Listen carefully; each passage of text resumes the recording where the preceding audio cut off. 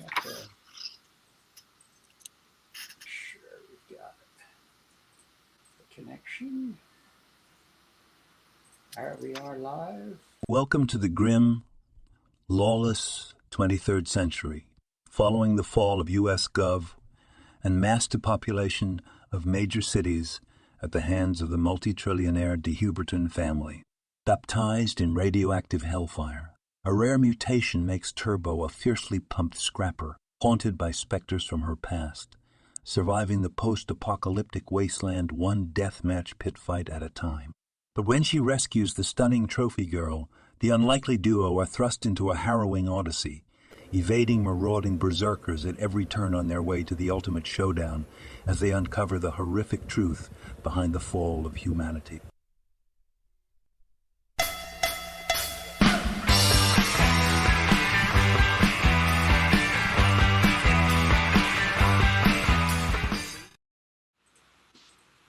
Good morning, Jake. Good morning, Kurt, and hello to everybody out there. Welcome to another episode of Making Turbo Pit Fighter, post-apocalyptic love story between two lesbians and a couple of robots. No, it's I've had a very late night. It's gonna be a punchy up and down kind of episode, huh? Yeah, That's cool. I have good news for our audience. Is that I finally sent the comic to the printer, and Pearl White Malady. Yeah, I also sent this off to the printer too because I'm out of copies. I only have like 3 or 4 copies of this left, so I ordered another batch. But yeah, we got the Turbo Pit Fighter, and my new cover is going to. I just darkened this a little bit because you see how yours is really dark. Yeah. And yeah, mine's really light. So, and then I also did I did a bunch of like little detailing all around. Yeah. And I also moved it down. You know, this was really cutting it close up here, and so I extended the top a little bit. But yeah, they're gonna have this in hand for the July 11th Comic-Con in Jacksonville, the IC3. Looking forward to it, and I'm going to have Pearl White Malady. So I'm gonna give a real quick sneak peek. Cool. Cool. It took forever. I was up all night, but you know, the scanning.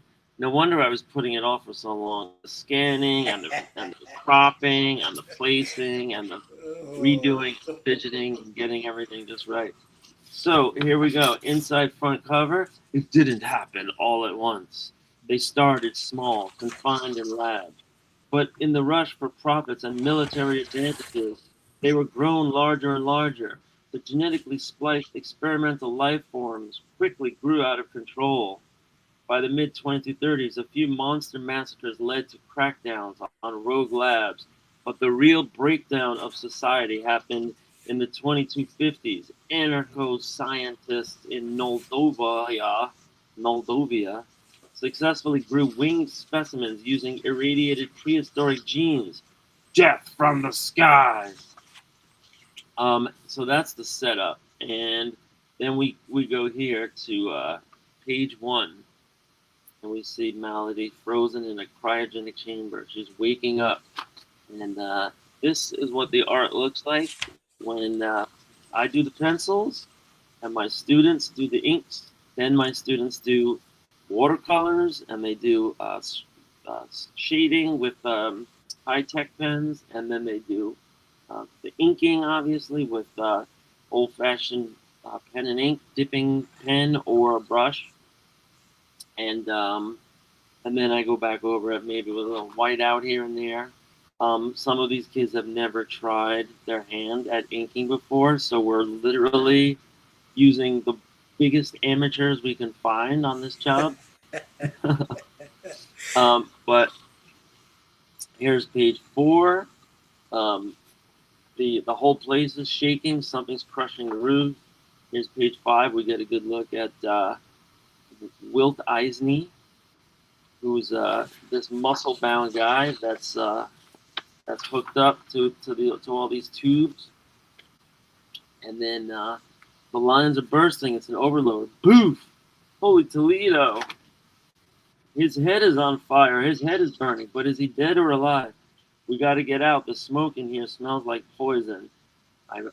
We didn't draw very much smoke, but you can see like all kinds of like color. Like rules go to the wind. He's moving like he's alive, but I think he's dying. Like right now, his head is burning to a crisp. I can almost reach the latch. Need fresh air. Can't breathe this toxic air. So here we see that she's dressed up like Snow White, but really her name is Pearl White, and they're workers at Eisney World instead of Disney World. Get it? He's dressed up like Duke the dog, and they both woke up in this frozen chamber after many years of cryogenic freezing. He's opening up the portal to outside, and he says, "Can't wait to get out of this hole and see that clear blue sky. It's gonna be great to get home." He doesn't realize that this gigantic demon is waiting above. Nice. The first thing I'm gonna do is, what the whole world is gone. It's gone. Hey, and then you see he gets scooped up by the giant demon. The monster seizes the boy. Now, this is spelled wrong, but I fixed that on Photoshop. Also, I fixed a lot of this stuff. Like some of this stuff, like I had to go over with whiteout so many times that it got like devastated. The walls are shaking. The ladder is falling. All I saw was a giant shadow as big as a mountain, and then he was gone. Ka-slam. And the boy's like, "What manner of being?" Holy gosh, the walls are crumbling. I got to get out of this death trap. It looks like the end for me. I'm going to die in a doofy suit. Yag. I like this one. I like this page a lot. Oh, yeah. I might as well put the stupid face mask back on. I'm going to get my head mangled anyway. I'll die as Doofy the dog. Doofy the dog. Come on then, end it. Damn you, I don't want to live in this world. Damn this demonic hell. So here we see the demon is laughing instead of eating him. He kind of likes him now that he put on the doofy mask. Meanwhile, the ladder is giving way. The whole place is crumbling. This is a great panel too. This came out great. She's falling and the ladders are all breaking. And then, poof. Oh, I'm dead. No, wait, I'm saved. Holy jeez, your head is burning up. So she gets caught by Wilt Eisney, whose head is flaming, and nevertheless he's alive. Alert, structure failure. Prepare for ejection. It says to stand back. The whole place is going to cave in now. So, I had to make a page where I credited all the students who worked on this. That probably took half the night. Well, that was it was only one little page, but I had to go through and find who actually wrote their name down, and a lot of kids didn't write their name down, so I only have like credits for maybe like 8 or 10 pages. Oh, wow. The rest are uncredited. Wow, that's a shame. We're on the move, some sort of elevated platform. And so they're like rising up to the surface. This used to be Eisneyland. It's burned to hell. This whole park is a disaster area. So this is cool. They're going up on the platform and they go right into the monster. The monster scrapes Wilt Eisney's head off. Whoa, incoming. Good God, its head is completely gone. Yet he's still alive somehow. It must have something to do with those radioactive steroids. It can't be. He's rising, and oh God, the monster. He's got a hold of the monster's mouth. Good Lord, it's a hunk of shredded flesh. Strip, clench. Yard. What's happened to our planet? So I gotta remember to draw the monster with the mouth is bleeding when we ever catch up with them. He's taking off. You gotta stop him. Don't let them take the boy. Hellscape USA. The boy, don't let him take the boy. He could be the only one left on Earth. This is a good page. This looks good in isolation. For the sake of Earth, we can't lose that boy. Doofy is the last living male. She knows her duty now that this is a demon planet. There's only 2 of them left. This is no longer about my survival. This could be the end of the human race. Next issue, Demon World. This is where we get the cover pose from. She's on the back. She's on his back and front. Now this is where I explain everything. This is going to be page 32. Sci-fi comics made by kids.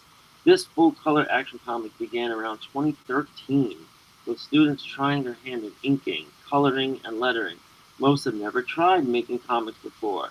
So many did not even leave their names on the back of the art. Thanks to students from Bronx Park Middle School, New Directions Secondary School, and the art interns from City As High School who made this comic and the upcoming issues of Pearl White Malady. Pencils and cover by Mr. Jacobs, middle school visual arts teacher, New York City. And then I have the years. New Directions, 2013 to 2017, and Bronx Park, 2017 to present. So that should make sense. And then we have here the inside back cover. This is just kind of like a pin-up. She took a job playing Pearl White, a lovable theme park character, but ended up losing her former identity. Along with all of civilization, the planet known as Earth became a lost demon world. My skull aches. This was only supposed to be a part-time summer job. This is where underneath here is where I put the text, and I just kind of typed it out in the font. And then here's the back cover, and this is one of the cases where one of the kids wrote their name on the art on the front, and I left it in, although I blacked out her last name. This student actually had 2 kids by the time she was 15. Oh, wow. I know. That school, New Direction School, was a school for like overage, unaccredited youth in the South Bronx, and yeah, those kids all had stories, man. I gotta say. Yeah. Wow. So, that is Pearl White Malady #1. Now, I didn't show the cover, the front cover, but the front cover I made all by myself. So it should be a little more professional. But yeah, that's Congratulations. and that went off to the printer. Printer was not cheap because it's a full color comic, all color throughout. So down to the when we were talking about the price leading up to going live here, roughly though you could get away with a little more than $10 per comic. I mean, 10 is really a sweet spot for a 32 floppy indie color. That's not that bad. So I mean, there's some meat on the bone. I know I really should have, but I only priced it at $8 on the cover. Ah, okay. Yeah. You like doing that. You like hard nailing yourself down to a price by printing it on the cover, huh? Yeah. Well, 30 cents a book. Yeah. Is that what I said? Yeah. Yeah, but I put a cover price of $8, and I wasn't sure what to do, so I went over on Power Pulp, and I just looked at what they were charging for the floppies there, and I was looking for something comparable, and I saw Corinne's latest book was only $8, or one of her books was $8, and it's full color throughout. So I was like, yeah, I was thinking about doing 10, but it just didn't seem right. It didn't sound right. It's fine. what you could do is you can say like, $10 for a signed copy, or you could, you could say, or digital, I think, and I'm not sure how to get that all started. I can help you on that. I just need copies of all the pages. I can build it into a decent PDF download. But hey, you're heading to Jacksonville on what day of July? So it turns out I'm gonna run down there with my wife, and Oh, okay. I'm gonna drive her down to Daytona. So Okay. I think we have the car for the 9th, pick up on the 9th, but Okay. I don't know how that's all gonna fly. I put a text into her to find out, because I thought she wanted to leave on the 8th. Yeah. So we'll figure that out. But we're renting a car, and we're gonna fly. And that's for the Jacksonville IC3, which tomorrow night we have an 8 o'clock town hall meeting. Did you see that? Tomorrow at 8. All right. Yeah. I think It was in Kazra's. It was in Kazra's last email. This will be the third one. And he said the majority of it's going to be about the upcoming Jacksonville show, and then there's updates for Providence, which will be the 28th of September. So, man, shit's coming in. I'm I'm getting so excited. I just can't wait. Yeah, I saw they finally sent out suggestions for the hotels, and they were just like, yeah, if you go like 10 minutes away, there's this cul-de-sac that has like 5 hotels on there, and they're all about $140 a night. But I had already booked before that, and I got a cheaper rate because it's like Red Roof Inn or something. Yeah. So it is Florida. Yeah. Other than Miami and Palm Springs and those places, like everything's dirt cheap. Well, I don't know about dirt cheap, but yeah. Well, considering cheaper than here for sure. Right. So it's all coming together now. I'm gonna bring a shit ton of original art and to try to sell, and I'm also and hopefully I'll have my comics in hand. But I guess I'm gonna have to call Mix'em tomorrow, because I put a note in there asking if they could ship my orders together. I think there's also a phone number, Jake. You might want to just get somebody on the phone. I don't know if I was going to have any luck on a Sunday, but tomorrow. Yeah, tomorrow I want to call, because the one job is scheduled for June 1st, which is only a couple of days. Yeah. But the other one is like June 8th, and I'm supposed to be leaving on June 9th, and that's cutting it real close. I mean July 8th, and I'm leaving July 9th. So that's cutting it close. And I have the other job, so I hope they can like do that. But I think, the bigger jobs get priority, and, color jobs are more expensive. I don't know. Let's see. It says your order is confirmed, and it says, because I don't want to pay extra for shipping, but I got that whole other job. It says delivery.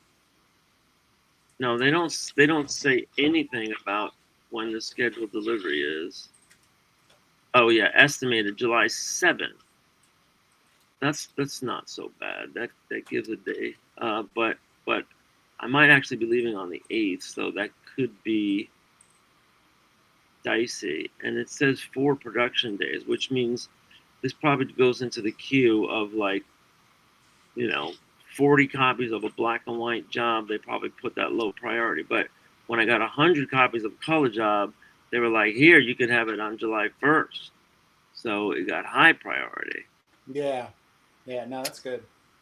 So they're very comic book friendly. I mean, I don't know. I would not assume that they were totally business, generating out of the comic book world. I'm pretty sure they probably diversify with, brochures and magazines and all that stuff. But their website is very super friendly, and their customer service. There was one time I had to reach out to them, and they immediately responded and rectified the situation. So far so good with Mixum. I have positive feelings for you, Jake, because we did talk about a week or so ago about this, and I said if you could get it done by the 28th, that should be enough time to really get it in before you left on the 9th, unless the wife wants to head out on the 8th. So yeah. Well, that's what I thought she said, but then she sent me the itinerary for the rental car, and it was picking up on the 9th. So I was like, okay. All right, yeah, okay. But I won't figure that out. Yeah, I was happy with Mixum. I love that you could just get a custom size and they just trim it down for you. Mm-hmm.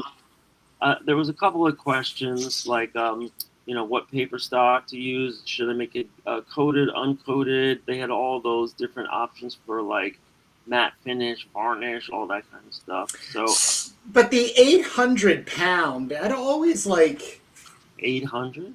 No, I'm sorry, 80 pound. It's pretty stiff paper. Yeah, that's the only thing that I really don't care for. You like 70 or 60? Yeah, but every time I change the weight on the paper, it like doubles in price.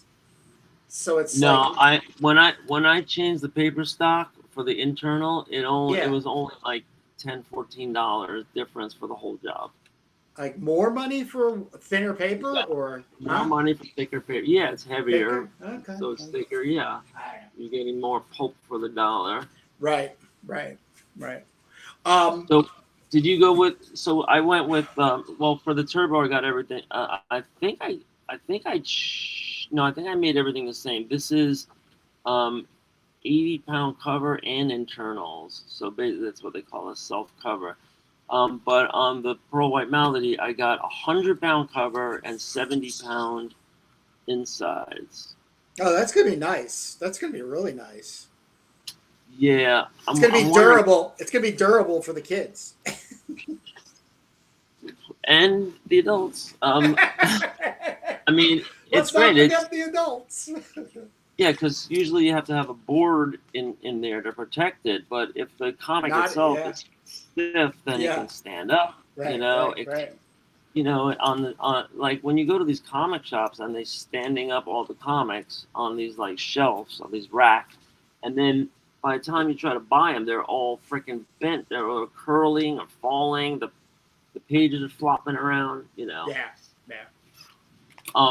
So Mixum doesn't have like that many choices for cover. It's either like, I think it goes from 100 down to like 80 down to 60, and there's no like 90, or there's no like in betweening. But I think if you got a coating on it, that also makes it thicker and stiffer and everything too. I wish I had a little more experience, and what I'd really love to get is a sample comic. Like if they made a comic and it was like, this is 60-pound uncoated, this page is 8. Yeah. I would love not Lulu. Kablam used to do that way back in the day. They're still around. They might actually still do it. So they had a sampler book, and it did exactly that. So, but who knows? There's quite a few places. I'm still kind of interested in a place called Fireball Printing, which is just up in Philadelphia, which I am thinking of doing a run of my books where I could then just drive up and pick them up and see how that all works. So, because that would take out 95% of the anxiety of getting a book printed, which is the shipping. I mean, it's also great to support your local businesses. Yeah. But Mixum looks like a good American printer. I want to say hi to Saboteur is in the chat. Charlie! And we also got Daryl Grant in the chat. So a couple of regulars saying hi. And if anybody wants to chime in on your printing experiences, where you get your comics printed, how much it costs, what kind of paper you use. And then Kurt and I also wanted to pose a question for the chat today, because we're kind of like in a conundrum about something, but we'll get to that in a minute. Before I put all this away, Kurt, I just want to show you how much Pearl White Malady I have. This is a different folder right here. This is chapter 4. What? And as you can see, this is a pinup, this is a pinup, this is a pinup, this is a pinup. As you can see, and this is a pinup.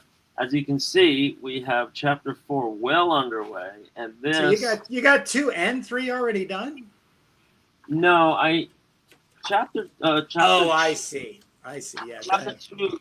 Well, I'm going to show you all the above because I took it all home for the summer break. But here is, look at this. This is a. Oh my gosh, that is sweet. This is a high schooler. The high schoolers are so much better. Oh yeah. And she started Jane. So thanks to Jaylene. Oh, thank you. She was a little crazy, but That's all right. That's all right. Yeah, but the talented ones always are, right? Yep. Yeah, and look, God, Jake, that is so awesome. This girl even wrote the date, so she worked on this May 24th of 2022, and she just did some watercolors and everything. So yeah, these kids. So I'm going to be much better about having the kids write their name on the back in the future. But Sarhan, no, this kid was doing some Sarhan. He was just doing this the other day. Except they can't write their names worth a damn. So chapter 4 is the death of the cat people, and this is a 20. No, this is a 30 pager. Wow. So the 30 plus 6 more pages, right? No, that one's gonna be 32 plus cover. Oh, okay. So you'll run story on the back inner cover? No, it'll be 32. So that's 30 pages of story plus 2 pages of filler and four pages of cover. Oh, okay. All right. Inside front, inside back. Yeah. So we did real quickly. We have some Charlie and Daryl responded. Actually, Charlie Saboteur Comics has an interview. It's up. We actually talk a lot about printing. And yes, he got his from China. It took a week to print and a month and a half to ship. Wow. So, and then Daryl's using Comic Wellspring, which I have heard a lot of good stuff about. I see the ads all the time. They offer a sample pack of different paper stock they offer. I keep mine for reference. Yeah. So thank you guys for sharing. That's another thing I want to ask Mixum. When I get my job, can they throw in a couple of samples because I want to see the paper stock and the different things.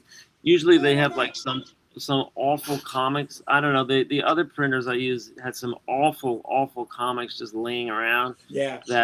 That were good examples that they gave away of, like, the cover stock or whatever. So those things are good to ask for. So that's another thing I'm going to ask for. But Comic Wellspring.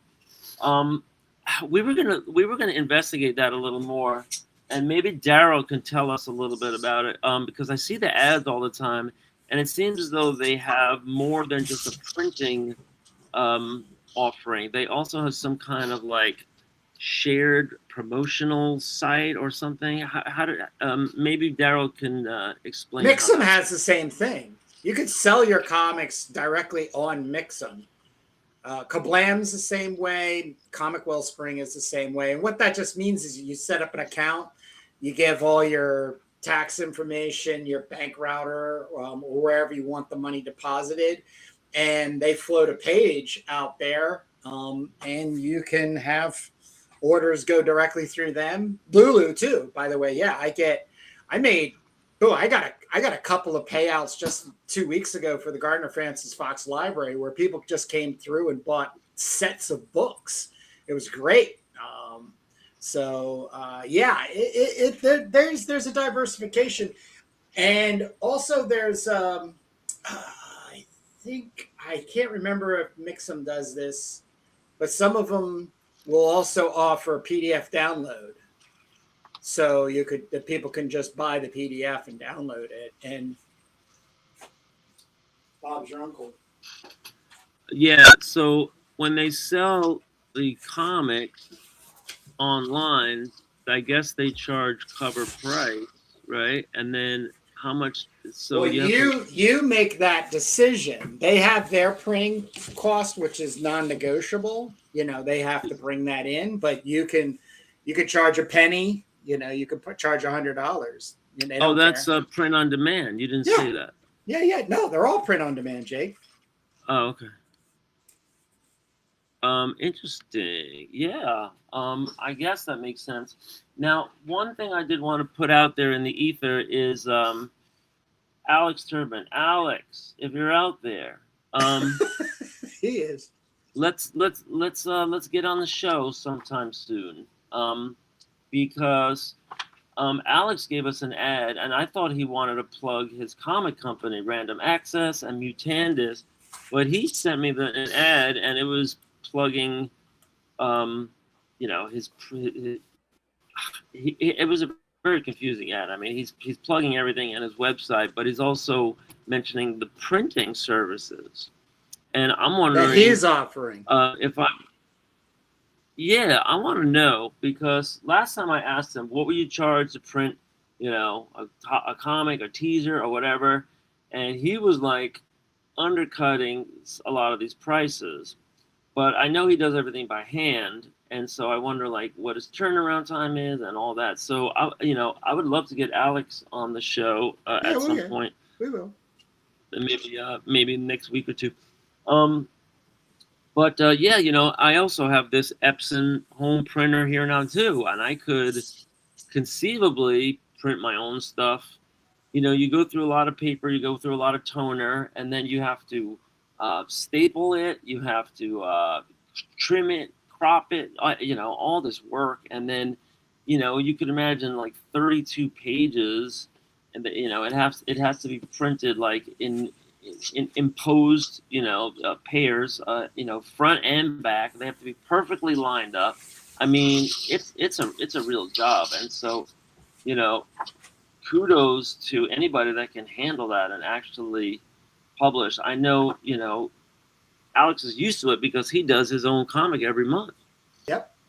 So he probably got pretty good at it, and for me, it was reinventing the wheel just to get my comic off to the printer because I was like, oh, the bleed isn't right. I have to go back and fix it, or this is too close to the edge. It took me forever to go back in and put page numbers. I put page numbers on every page, because I wanted the kids to be able to refer to the pages that they worked on once they look at the index in the back. But yeah, it's a lot of work, man. I forgot. So I had to stay up all night, and I stayed up so late last night in my basement that I saw a cricket the size of a goddamn tarantula. I'm not kidding you right now. And the size of a baseball mitt. He was walking across my desk right when I'm right in the middle of working on it. And you try to grab those things so you can put them outside, but he's hopping up. And and then it always like surprises you, right? It's a cricket for that thing, and or maybe this one had a different name because it was like gigantic. It was like an Amazon jungle cricket last night. I swear to God, and so I tried to grab it. You can grab it with your hands, really, but they're just so icky, and so it hops up, and then you grab it again, and it hops and hops.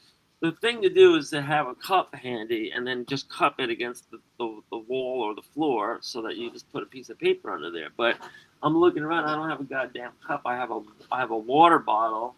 So this was my adventure last night. And that's like 3, 4, 5 morning. Jake versus the tarantula cricket. And I don't even care. Let them live. I love nature. But the other things I kill, mosquitoes kill, Spiders, I let them live because they kill all the other things. But Yeah. ants I kill, and mosquitoes I kill, and then roaches, water bugs. Thank God we don't have them here. But I used to kill those when I lived in the city. When I was a kid, I used to take a can of Raid and just like drown them in it. And I didn't realize I was inhaling just as bad chemicals as they were. Oh boy. But anyway, off to the next thing. I'm gonna put this ad in the white laptop, and this thing got a good workout last night. So this is chapter 3, and I was just flipping through it. Chapter 3 is well on its way. This one is cool because it has like a little flashback, and the flashback is, it starts out she's in this boat with the Catman, and it says "Lost in a Doomed Wasteland." So I started her with this character, the Catman, and I had no idea who he was, how he met her, or anything like that. So I had to. Chapter 2 is going to be going backwards and explaining all that, because when I started chapter 2, I only made it like 18 pages. So I have all these pages at the end of chapter 2 where I'm going to go back and explain how she lost the Wilt Eisney guy and how she met the Catman. But here we have this flashback where she says, "That kid, I just met him. I wasn't even sure if I liked him. Now he's the last boy on Earth." And here's a little thought cloud where it says, "There's no one in this crazy lab. Let's sneak in." And that's it. That's the whole flashback. Cryogenic lab number 1. So now she's fighting demons, and there's plenty of action here with the Catman. And she's got this little, like, mortar, this hand mortar thing, which they keep trying to fire, and they need to load it with the shell. But yeah, so this just goes on, and you can see like a lot of these are done, but some of them just need like 10-20% more coloring, and then they just need like the finishing touch where I go back in with a high-tech C, and I just kind of like tone things, and I make things a little more copacetic. But I love this project. I recommend other people do this. If you're a teacher, or maybe you have your own kids. I know there's some guys. I once sent you a link of a guy that was making a comic with his son, and I think he was doing all the art, and the son was helping him doing all the plotting and stuff. And I think more people should do it. And who cares how it comes out? I mean, the great thing about art is that when photography was invented in like the 1800s, and then everyone said, "Oh no, the artists are all going to be out of business. No one's going to ever need an artist anymore. They're just going to take pictures from now on," right? Well, that's when art changed to this whole modernist, cubist, impressionist, expressionist, right? That's when you had Picasso, and that's when you had all of those cubists and the Bauhaus, and they started making art very different. All of a sudden, it wasn't all about. Well, they did not have to rely on representation in order to get across whatever they were wanting to express. Yeah, and it's like, what can we do that a camera can't do, right? Because a camera could take a picture of somebody, you could blow it up, put it on the wall, put it in a frame. Bob's your uncle. But now it was like, no. What happens if Picasso was taking out all of his angst and putting the nose on the back of the ear and putting the head upside down and all this kind of stuff, right? Then there's tons of great art, from that era. So what happens nowadays? So now we're like 100 years beyond that, and what is the art doing now? Well, some people are realists, some people are expressionists, some people are abstract, some people are. I mean, we've gone through pop art, we've gone through all these movements, and now, like, what is the trend now? And everybody's looking for the next thing in art.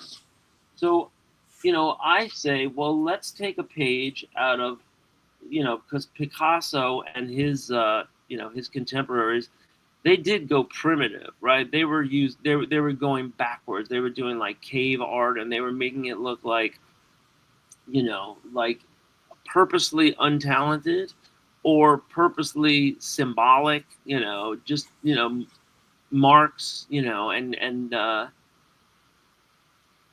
yeah, so that's what I'm thinking when I'm working with these kids, right? It's like, yeah, some of them do a great job, and they're just tracing, faithfully here, and some of them are trying to, but they have a sloppy hand, and some of them are just off the wall. I don't know what's going on, but I try not to say no to anybody. Like, the only ones I deny the chance to do inking and coloring and everything is if they're spilling the damn India ink all over the table and all over the floor, all over their pants, all over, So Their pants. I'm like, yeah, no. I'm like, and then, like, here, like, this kid had a lot of fun. They were doing this with a brush. They were inking this letter with a brush. But I am going to have to go over it with whiteout or the computer or whatever. I mean, the eyes are all blacked out, but that's going to make this page, be unique. It's gonna be cool. So, it's like purposely going backwards. And I think I was once looking at you go to these museum exhibits and you learn all about these famous artists. So once I was at an exhibit and it was Joan Miro. You know that name? You remember that name? Oh yeah. Right, and I think it's like Spain or Portugal or something like that. But it's a guy. Joan is a guy, and he made these simplistic, primitivistic, just like shapes and colors and marks and forms and everything. And, my students look at it and they say, it looks like a kid did it, Yeah. right? Yeah. So I'm like, well, there you go. It's hanging on the museum wall. So why don't you do something? I tell them, So, that's what I'm going for here. I'm going for like kid style. There's a problem with chapter 3. It goes up to page 35. So that means, bless you, sir. Excuse me. That means this goes up to page 35. That means I have to make this 38 pages plus cover. Oh no, actually, yeah, I could do inside front cover. Yeah, so that it'll be 30. Oh no, I can't. Shoot. Yeah, it's got to be 36 plus cover, because if you go 32 plus cover, you can use inside front, inside back, and then back cover, and that would just make it the 35. Yeah, plus a front cover. So, yeah, 35 pages. Wow. The other thing you can do is just like get rid of a page, or or just knock the page to the next comic. But that's chapter 3. Now here's chapter 5, which is just begun. But this is where we're at today in 2026 with the kids.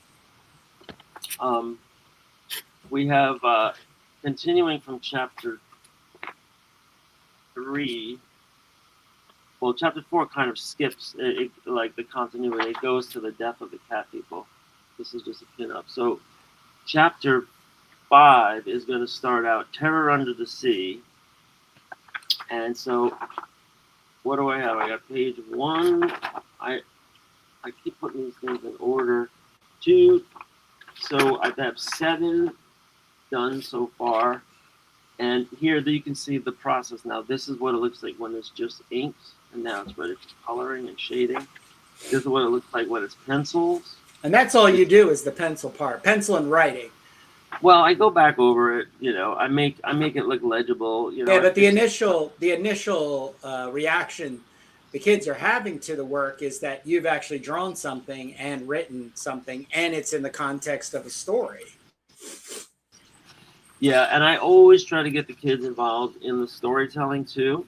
When I'm doing the next page, I always try and sit somebody down and say, all right, here's what happened before, and what do we think should happen next? And that's always fun, because they take you in the weirdest directions, because kids are freaks. They're all hopped up on sugar, and they're all, jumpy, hormonal, like crazy, jumping off the walls, restless, and you never know what they're going to say. So sometimes they put you on an interesting direction. So chapter 5 is underway, and there's 10 pages in progress. 5. Here's chapter 2. This is the tricky one where I had 18 pages, and then I said, what's 18 pages? I have to go back. And so,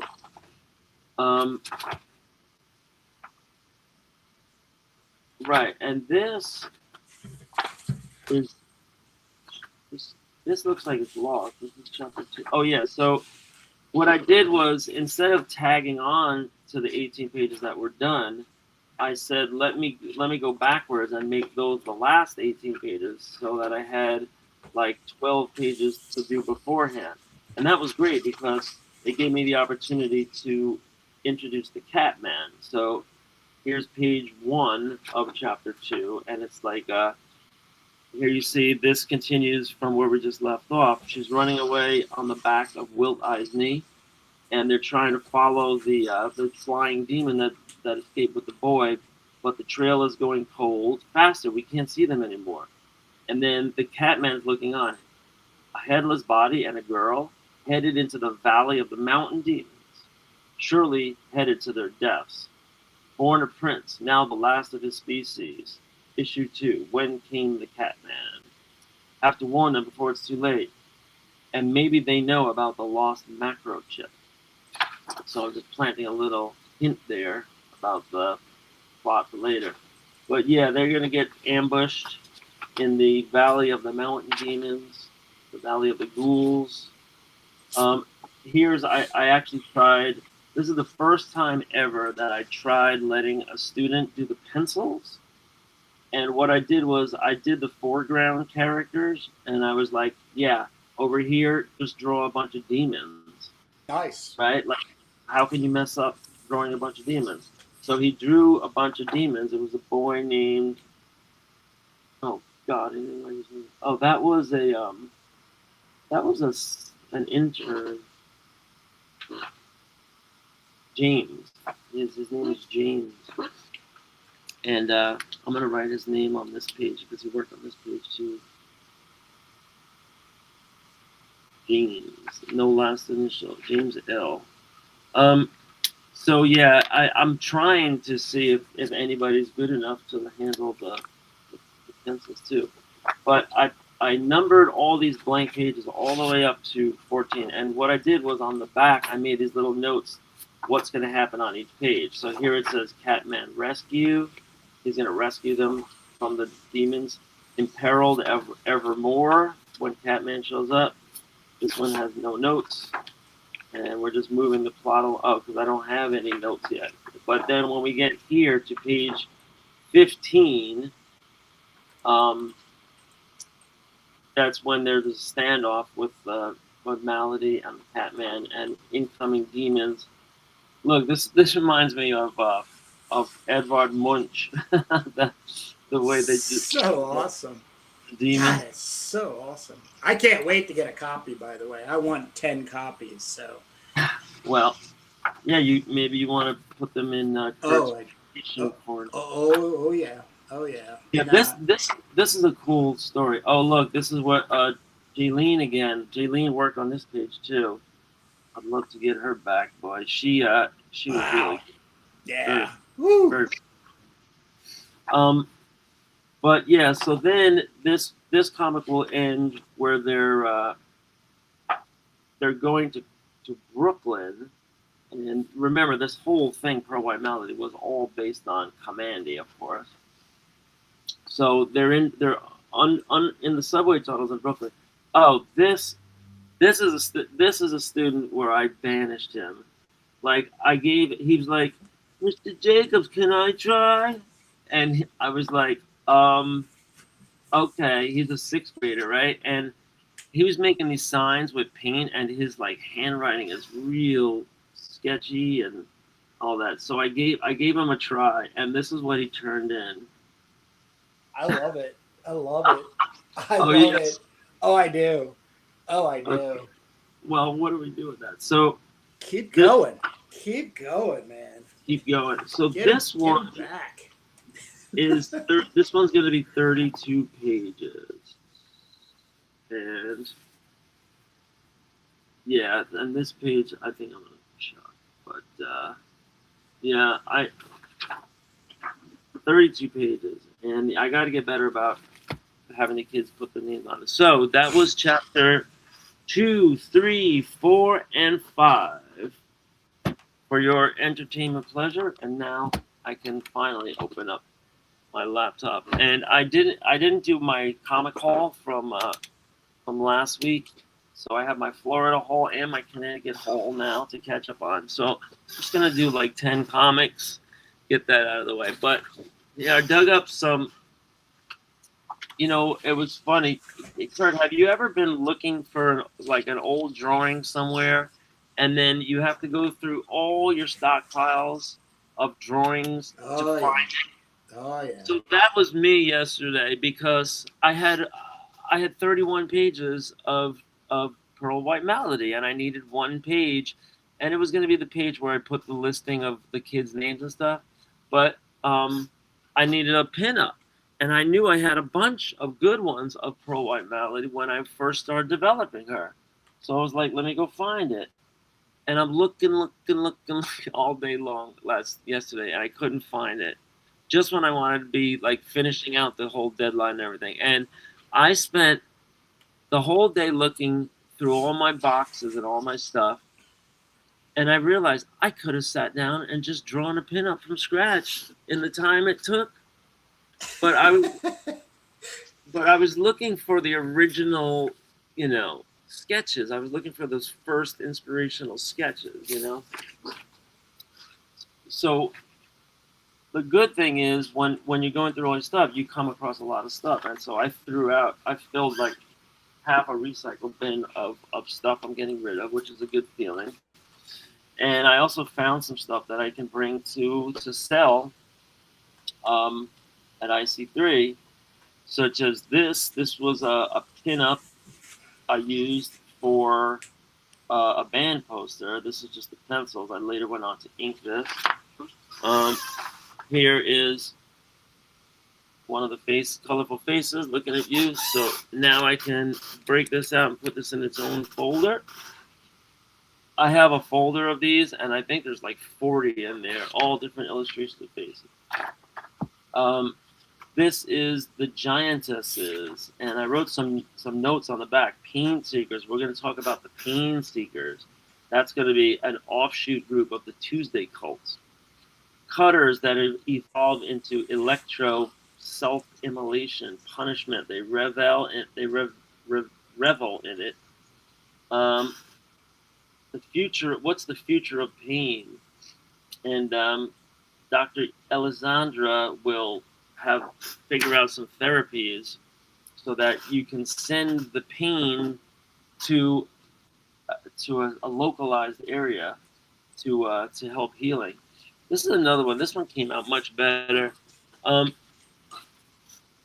wonder what's going to happen if I sell some of these, because I sold one last IC3. It was a little bit bigger, but if you see one of these and you're like, oh, I like that, I want to hang that up on my wall, I want to stare at that all the time.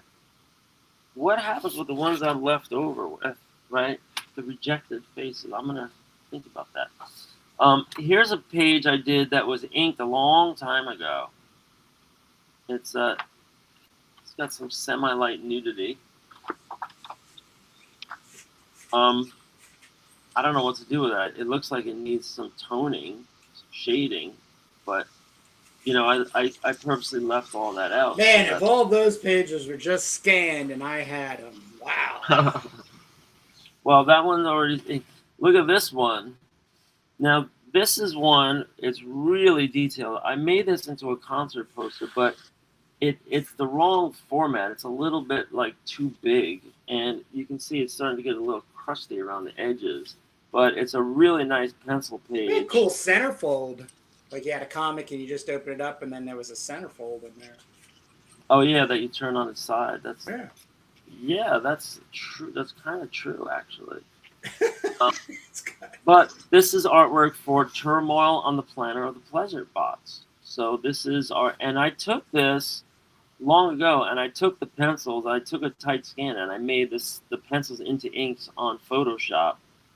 And I have that way of doing it with the multiple layers and the feathering and everything.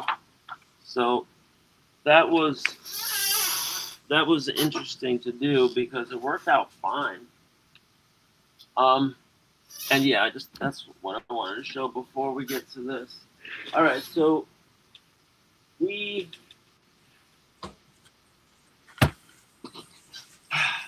just want to get this out of the way. All right, here we go. We're gonna do some. We're gonna do this mini stack here. I just grabbed whatever I got here, and these are all comics that I bought for $1 or less. Sometimes only 60 cents. And why did I buy them?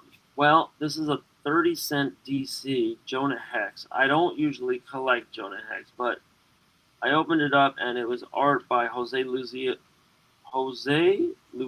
Garcia Lopez. And I think I don't know if he's one of the Filipino guys or not, but it's good. I like it. And so, I mean, it's just workable, but I like this kind of stuff. I like these comics. I'll read this and then sell it back again for somebody else. It's not in any great condition or anything, just a reader copy, but Jonah Hex was a DC character that they actually did make a movie about. So probably that was one of those things where, the character was around for 30 years or 40 years, and then they made more money off the movie than they did in all those decades making comics. Jonah Hex has like some kind of like skin thing, like connecting his jaw, his upper jaw to his bottom jaw. Got some like deformity. But yeah, this is just like, pretty typical stuff. This is a 25-cent, but it's an oversized. So this was probably the 15-cent era of Marvel, because they had the little box, Marvel Comics Group, little rectangular box on the side. And that's when comics were like 15 cents or maybe even 12 cents. Let's see. Let's look at the year. This is clearly John Severin on the cover. I'm guessing. But the inside is Stan Lee and Jack Kirby. So this is 1971. So maybe regular comics were 20 cents. And so this is 25 cents because it's packed. But they have a Jack Kirby in here. And in 1971, Jack Kirby was at DC. So what they're doing here is they're doing reprints of Westerns. They're Rawhide Kid, Kid Cold Outlaw, and Two Gun Kid. And so this is the Rawhide Kid. And oh no, someone took a bite out of my comic. God damn it. Oh well. And it looks like, is the whole thing Jack Kirby? It's all Jack Kirby so far. And then no, here we get to somebody else. Somebody is not credited. So this is going back to maybe the 50s, where there's this it's only like a 4-pager, 5-pager. Then we have Kid Colt, and it's credited to Jack Keller. So some of the stuff might go back to the 50s, and Marvel was just, well, let's put it out again. And Mighty Marvel Western, you got Kid Colt and Two Gun Kid and Rawhide Kid. What's the difference between them all? Nothing really. Kid Colt has like a cow print on his vest, and Rawhide Kid has blue top and bottom, and Two Gun Kid, I don't even know. That's the difference, is what they're wearing. Here's Stan Lee and Jack Kirby and Dick Ayers. Dance or Draw, Tenderfoot. I love all this stuff. Now we get to the back, and now this might be more modern, because it's Stanley and Severin, and of course they don't say the last name. I wonder, when they don't say the last name, was that Marie? And they Yeah. were hiding the fact that she was a female, right? Because maybe they thought it would have turned off the Blockhead yeah, adults. yeah.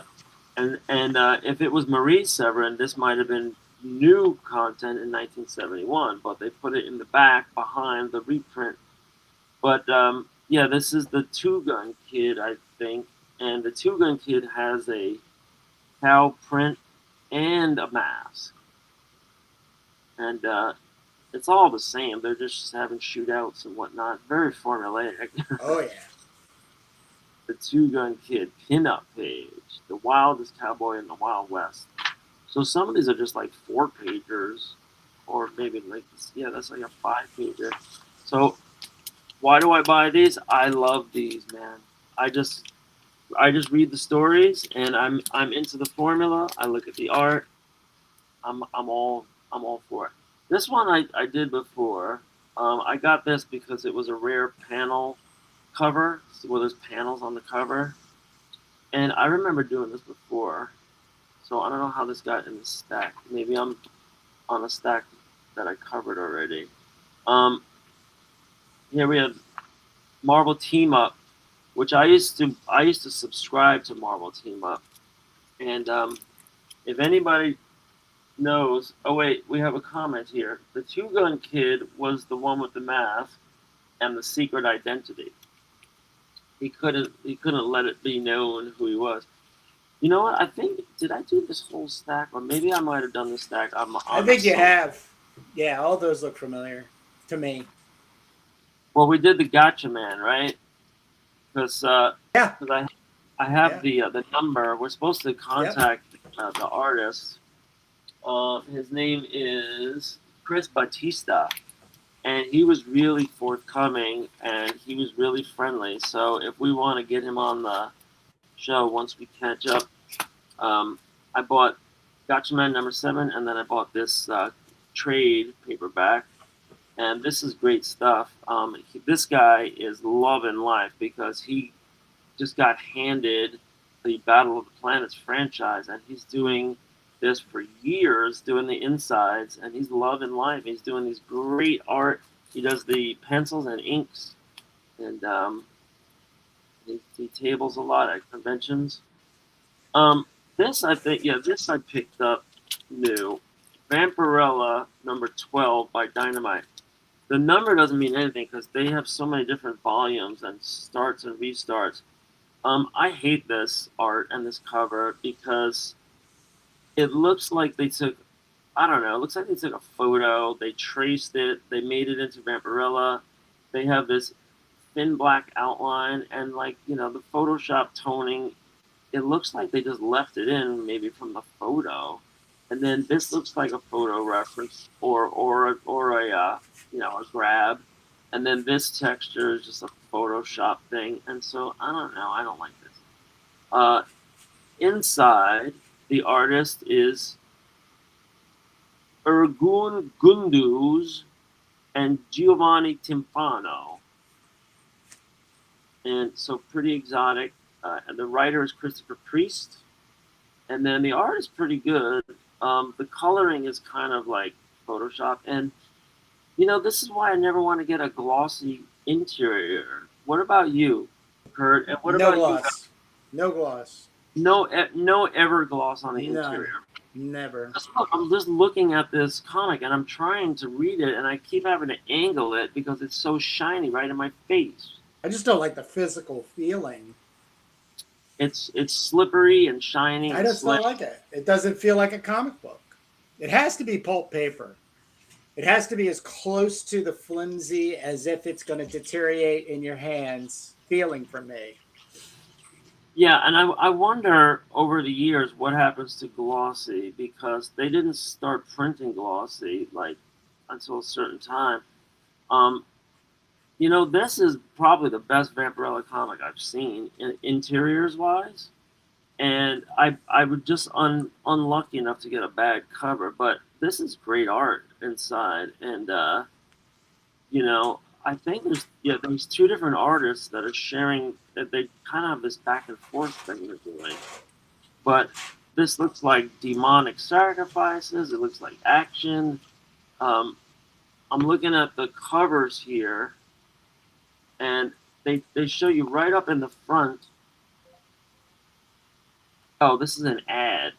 So Red Sonja Zombie, and there's an ad for that with a giant pinup, and then they have another page which has 4 alternate covers that you can get, including Peach Momoko, who is like the hottest cover artist, and Arthur Sudum, which is a name that we know from heavy metal. Love his work. Love and his Stephen Wood. But yeah, how do you get 1, 2, 3, 4, 5 pages into a comic, and then boom, a double-page spread of an ad for Red Sonja? That's dynamite for you. They really like to plug. This is a great pinup, great painting. But now we're going here into this different art style and this different art style. So it's a little schizophrenic. Then we get to another double-page spread for Vampirella. And this is the main flagship book, Vampirella. And it's the 50th anniversary of Vampirella. This came out in 2020, so pandemic book. But it's not just an ad; it's an ad with all 4 alternate covers. And I love this one, Faster Vampirella, Kill. They were kind of looking at the Russ Meyer poster. Yeah, I mean, the covers are nice and everything, but why are we doing this with all the alternate covers? I don't get it, man. I mean, I'm down on it, but I guess we're hypocrites because we're doing 2 different versions of covers for Doom Magazine #1, right? Yeah. We're just flipping, right? Like, you're going to be my back cover and I'm going to be your back cover, right? Right. Now, with that, do we want to do you want to make the back cover a virgin cover? Because you can't do that with me because I don't have a virgin copy. I never made one. I never, usually you make a virgin cover and you just have a separate layer for the masthead Photoshop. Yeah. So you could output it either way. But I didn't do that for the Casualties cover. No, I wouldn't worry about that. Just, okay. I think it's going to be super cool having just that. Like I said, my version will have, because the thing too is like I'm going to print my own version as well. So even the print job is going to be very different. You mean you're going to send it to a printer on your own? You're not printing it in your house, right? No, I'm not printing it in my house. I'm going to send it to, but you're going to give me out all the individual files. And then I want to get those together ASAP because I think if I call let's go, Jake. Let's go. Put the comic books away. Let's go. Because we only have one ad. We only have one ad to end, and then we still have. You sent me a text about Kromita, the 2-pager, not being in there. So we've got to figure out editing wise. Oh, so guys, right? Saboteur agrees. No gloss. So guys, here's the question we have for you today. And I don't have the pages handy, but when Alex Turbin invited us to make a 2-pager for his zine called Funk, we made a 2-pager. I penciled it and Kurt inked it, and then we did the word balloons and everything. And it was just kind of like a 2-page introduction to the Casualties featuring Esoterra, Hellclaw, and Kromita. So we have that, and it ran in the Funk zine, but now we were saying, let's run those 2 pages again in Doom Magazine #1. The problem was we completely forgot about it, and then we made all these zine pages, all these backfiller pages, and there was a lot of work involved, and we did. One page. Jake, it doesn't mean that those pages can't be used in the next issue or for another, You know, I mean, I still, I'm in the camp. You can make all pages all day long. You know, you can make 42 pages and still put out a 36-page comic book and still have, you know, what, 6 pages left over that's totally be utilized in future issues. The zine pages are mechanically designed for that reason. Right. We know that we're not going to just waste those pages, but other than the lead-in pages. So the question is other than the lead-in zine pages, how many zine pages just as floaters are in there? So we have the lead-in page for the casualties is the inside front cover. So we can't mess with that. We have 2 pages for the Duke. One is the automaton. So we could, if we were going to pull 2 pages and run the Kromita, we would pull the automaton for the Duke and the page, I guess, for the sentience. We did a whole page of the sentience, and it's really dynamic and cool and great. But you know, but we got to bump something. So because we need the lead-in page for the Duke. And then the second page for the Duke was the automaton. So we were going to have a zine page before and after the Duke 11 pager by Alex. And let me show my screen. And so what I can actually show you everything here because I know you're a visual person.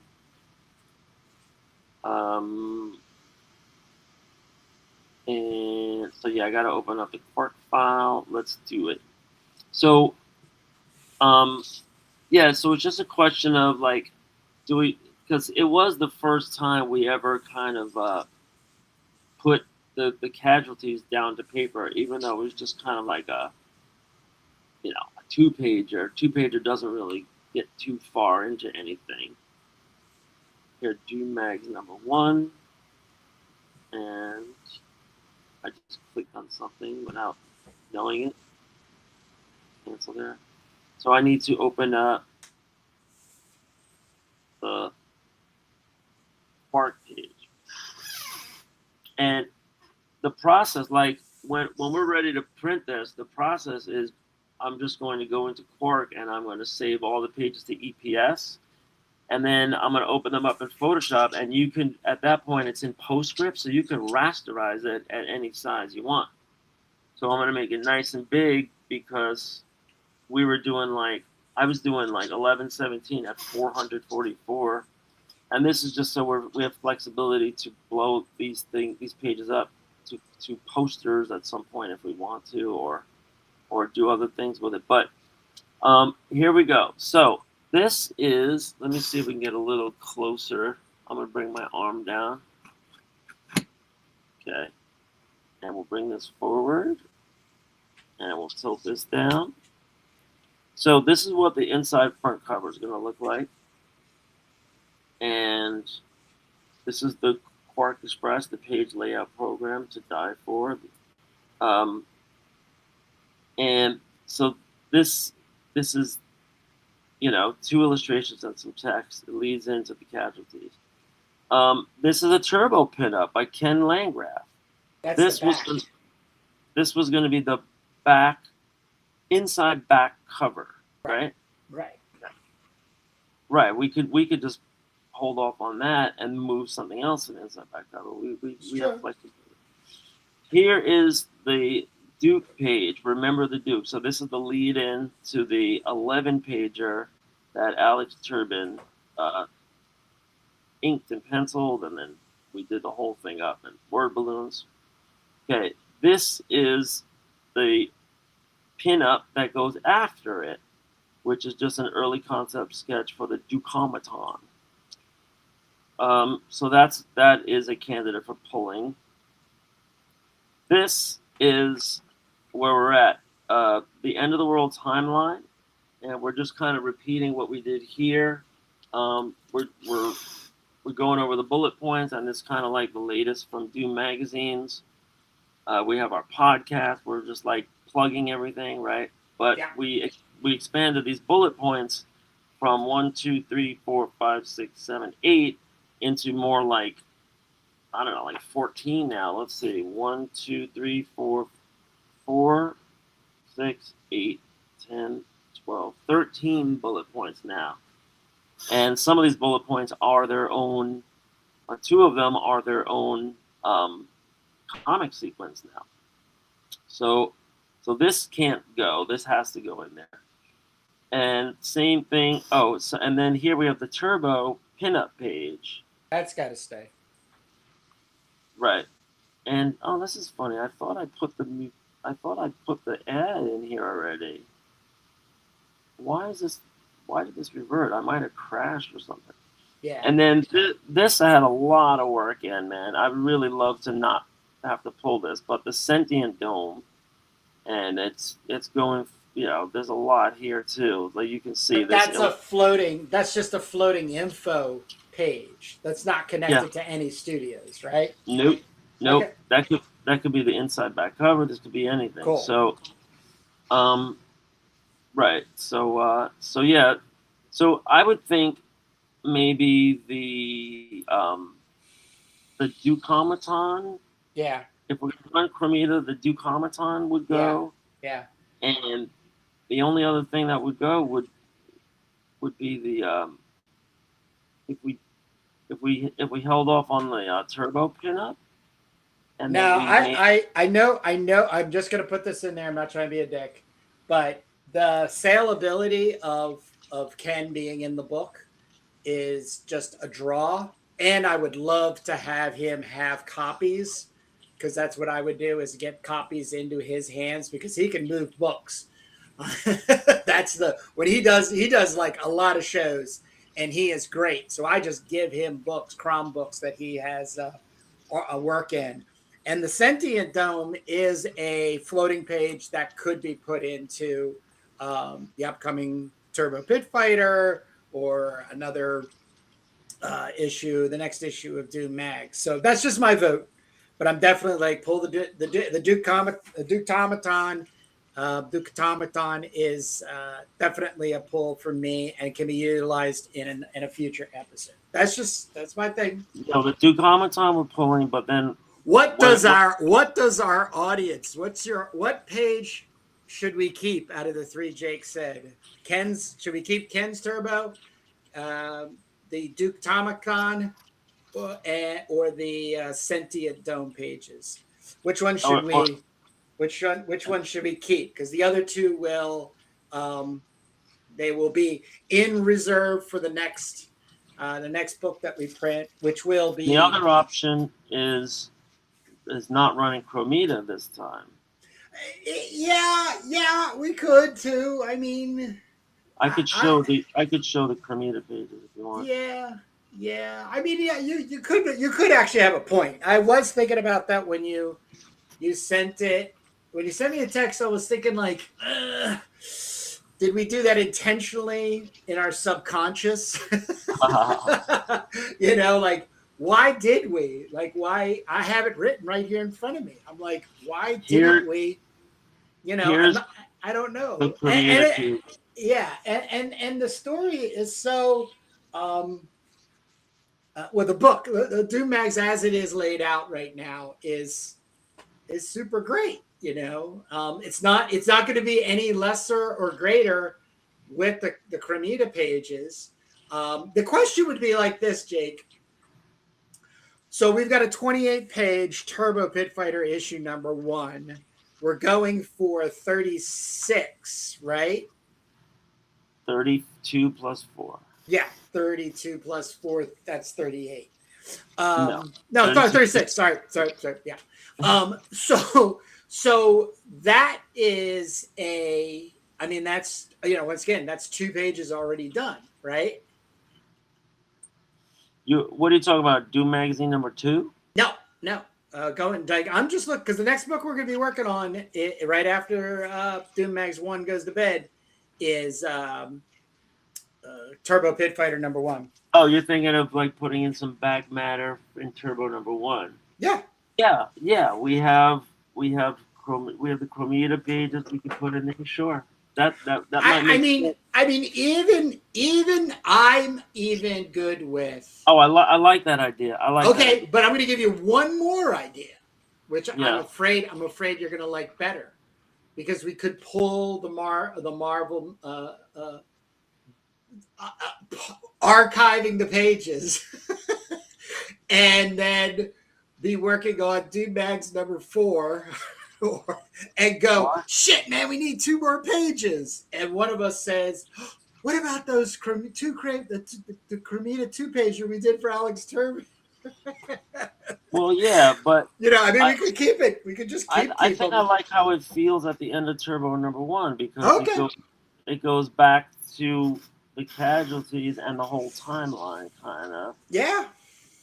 Yeah. So maybe this was subliminally done for a reason. I'm getting more and more of a feeling that we're good. I mean, I think we're good. And once you get that ad in, and you can send me all of the pages, we can go to town and get this comic book out. Right. Yeah, and I have 2 jobs at the printer now, so I'm wondering if I send them a third. I mean, it doesn't seem like the shipping is such a big deal at that place. They have such a good shipping rate. But It's just the murderous taxes on you. yeah, the taxes. So I might as well just order it anytime. But I want to have it in hand for the show. You're not going to have this. You're not going to have this for Jacksonville. We'll have it. We will definitely have it for the Providence. Why wouldn't I have it for Jacksonville? If I send it off to the printer the next day or 2. I don't know. I give 2 weeks. I want the books coming to. I want my books before 2 weeks of a show. I don't want in the 2 weeks leading up to a show. That's just me. It's just me. So, well, as it is, I'm looking at my expected delivery date, and they say July 7th for my Turbo teasers, and they say July 1st for my color job, which is just in a couple of days. It's already the 28th. So you didn't put the orders together. I mean, you did. You were putting the orders in at the same time, right? I put it, a couple of hours apart.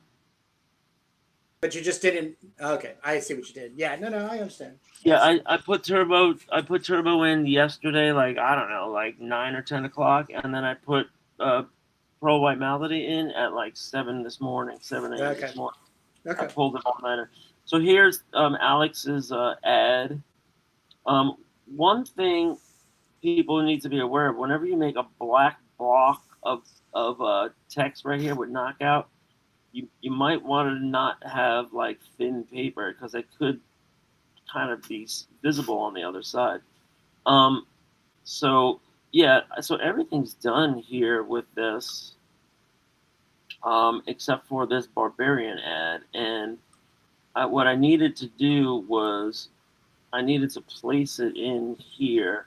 I put actually my pencil sketch in, but I didn't know where the book fits. Sorry, because I know I'll have to skinny this up. So this is our last thing to do here. And then I have to start, just rasterizing all these pages. And you can do that. You could do that today, right now on the air, right? I could start it, but it takes a while to rasterize, especially if you're rasterizing at high res. How high are you going to go? I was doing 1117 at 444, but you can also that's fine. You could do 400, whatever. I would say do 400. Don't worry too much about it. But you do you. I'm not here to preach. I just feel like, I don't like 300 because you can look with a loop and see yourself, the jaggies, to the naked eye, or not the naked eye, but with a magnifying glass. So I like doing at least 400 when you're going to print It's also a question of if you're doing the black and white line art versus grayscale, because if you're doing black and white line art, you can go up to 600 or even 1200 DPI, but it doesn't have to be. But it's not 8-bit; it's just 1 bit. So it's just like what they call a bitmap. I don't know if I'm talking in code, but like if you were going to reprint like a Bernie Wrightson portfolio of artworks and you had it scanned, you would not want to output that shit at 300 DPI. I'm sorry. You want to see every line and every stroke of his mastery. And I'm not saying we're Bernie Wrightson, but I do have this. I mentioned this many times to Kurt. I do have this boozy dream where one day we're going to have a gallery show, and we're going to have like Turbo Pit Fighter #1 or some comic or whatever, and you walk in the gallery, and then every page of the comic is blown up in a frame on the wall or blown up like poster size, and Yeah. you just walk through the gallery. And Oh yeah, we're doing sure it.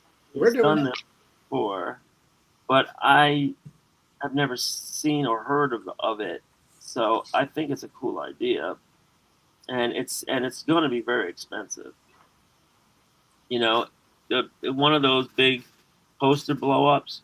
Now they have the poster maker, the poster printers, at Staples and everything. My school has one. So maybe somebody has one at an office, but the consumables are money, and so when you get them from like Staples or something, you could like those banners that all the Comic-Con guys have, and they stretch it on one of those little like racks, the little metal stands. Yeah. Right. Yeah. So what does that cost to output? Because those are like long and thin, right? Yeah, I mean, I'm going to be ordering a new one. Last time I ordered one, I think I got it for like, I don't know, $50 or something. Right.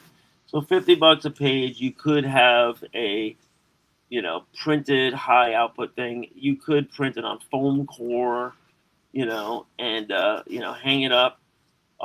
Is it gallery quality? No, it's not like archival, G Clay or anything, but it's good enough for a gallery walk, right? And then that's the whole gimmick. And I don't know if we can get that. If maybe we can get that in the works one day, but where would we even do it? Well, ultimately, my feeling is as indie comics grow, there will be more and more purveyors of not only the comics, but the artists themselves and the original art. I truly believe 10 years from now will be even more of an anomaly for being not only two guys side by side with cameras working on the same comic book at the same time every Sunday for 3 hours, but the fact that 95+% of the art is physical. I mean, even our hand lettering is our own font. That type of thing. So, it gets down into a place where that's an attraction. OAX did 2 rooms in Orlando this year. I think it was in March. And there was a Commandy issue #7, every single page, and I cannot remember the other comic. I think it might have been a Mike Mignola.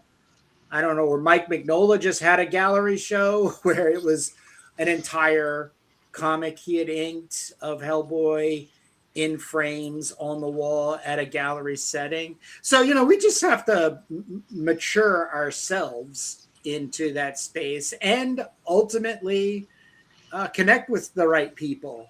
I mean, if Kezra, and Bill Cox of the Comic Art Fan have a modicum of success in their vision, we could be standing, in a situation, 5-10 years from now, because we're so devoted to the physical, traditional handmaking of the craft. So, and it could be at an IC3 event or an OAX event. Yeah, I love the idea that these promoters, these Comic Con guys, are really keying in on making a marketplace where creators can sell original art. Like that is so. Well, the problem is worthwhile. there's less and less people going this route because of the efficiency of page rates being done faster with edits digitally. But at the end, there's no original art. And, Kazra said, I think at the last town hall, if not at both the last town halls for IC3 updates, the entry point for Bronze Age comic book pages is $2,000. That's a lot of money. And I mean, no matter how much you're into collecting original comic art, that is a lot of entry level money. But if you're working out of comics, indie comics, let's say, and something gets really popular, something maybe Chris Anderson has been working on, or Jamie Jones, or, then those pages are going to have a financial life to them in the sense of being flipped and then curated into collections. But there's not enough people, there might not have been that many people making comics 30 years ago, but the majority of those comics were being made traditionally. Yeah. Now we have less people. We have less people making traditional comics in a sense of let's say being valued by the industry because you're of some name or character recognition.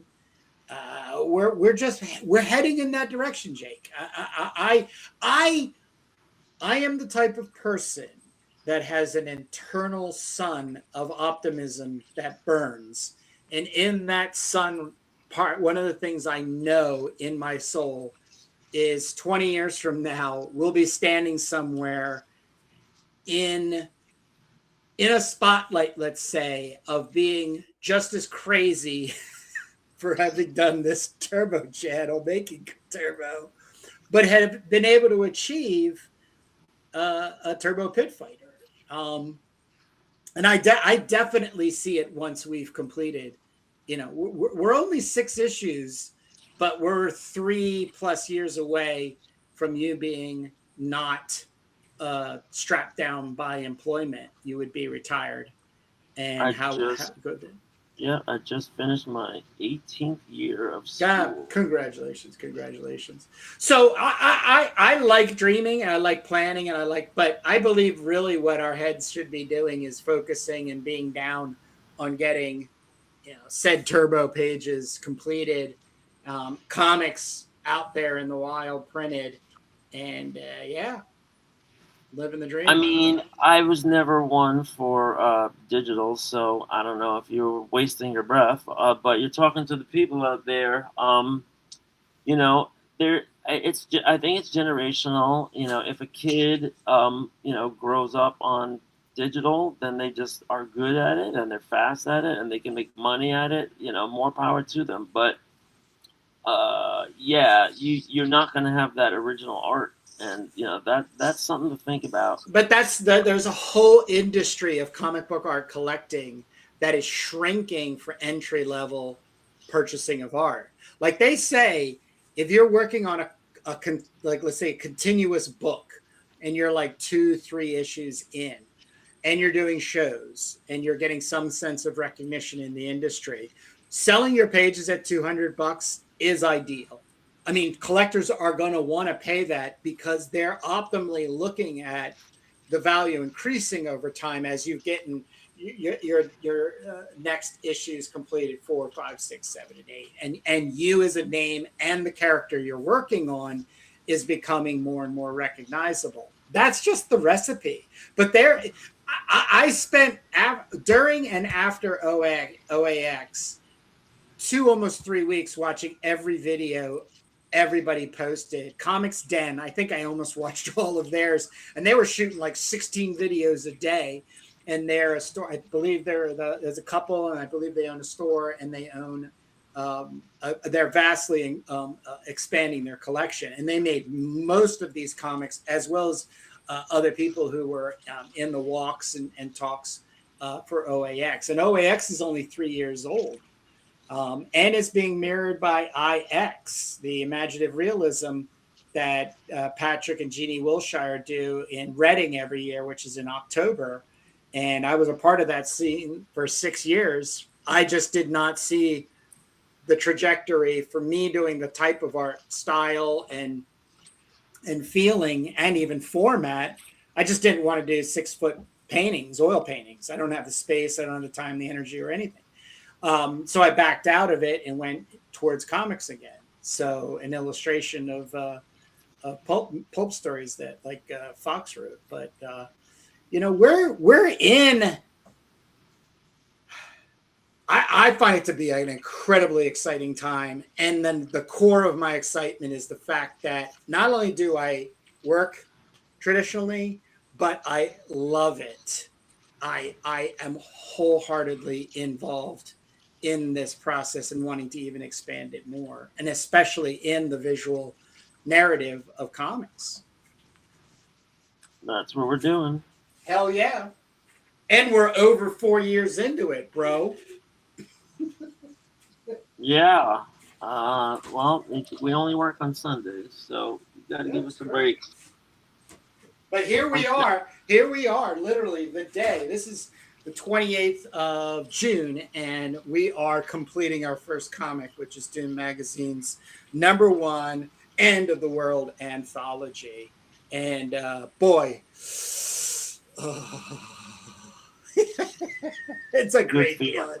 It's a great feeling. But to be able to now slap down a turbo teaser and then the Doom Mags is just going to be, it's going to be righteous. And we're going to make a little video like I just did at the beginning of this episode for the first time, as I brought back the turbo intro video, which you can see when you do go just to our homepage on YouTube. But I would like to see us do more and more of these little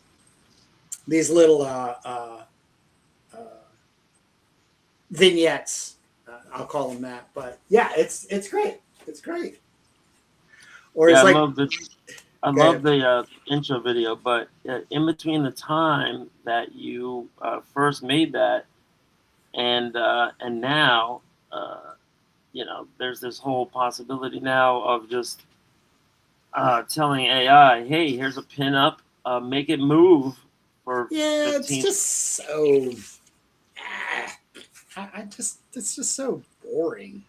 Everybody's doing it, and it's just not really done. We have actual animation, and I have video editing skills, and I want to use them. And that's what I did with that intro video. Is I just found it was footage of the first bombing in Arizona, of the nuclear blast that they did, and they of course had no idea of the radiation and devastation that comes with that. But the intro is basically, I took two pieces out of this public domain video, which was the soldiers walking towards the bomb after the explosion. Of course, then there's the explosion, and then just did some effects on the pages that had been inked up to that point.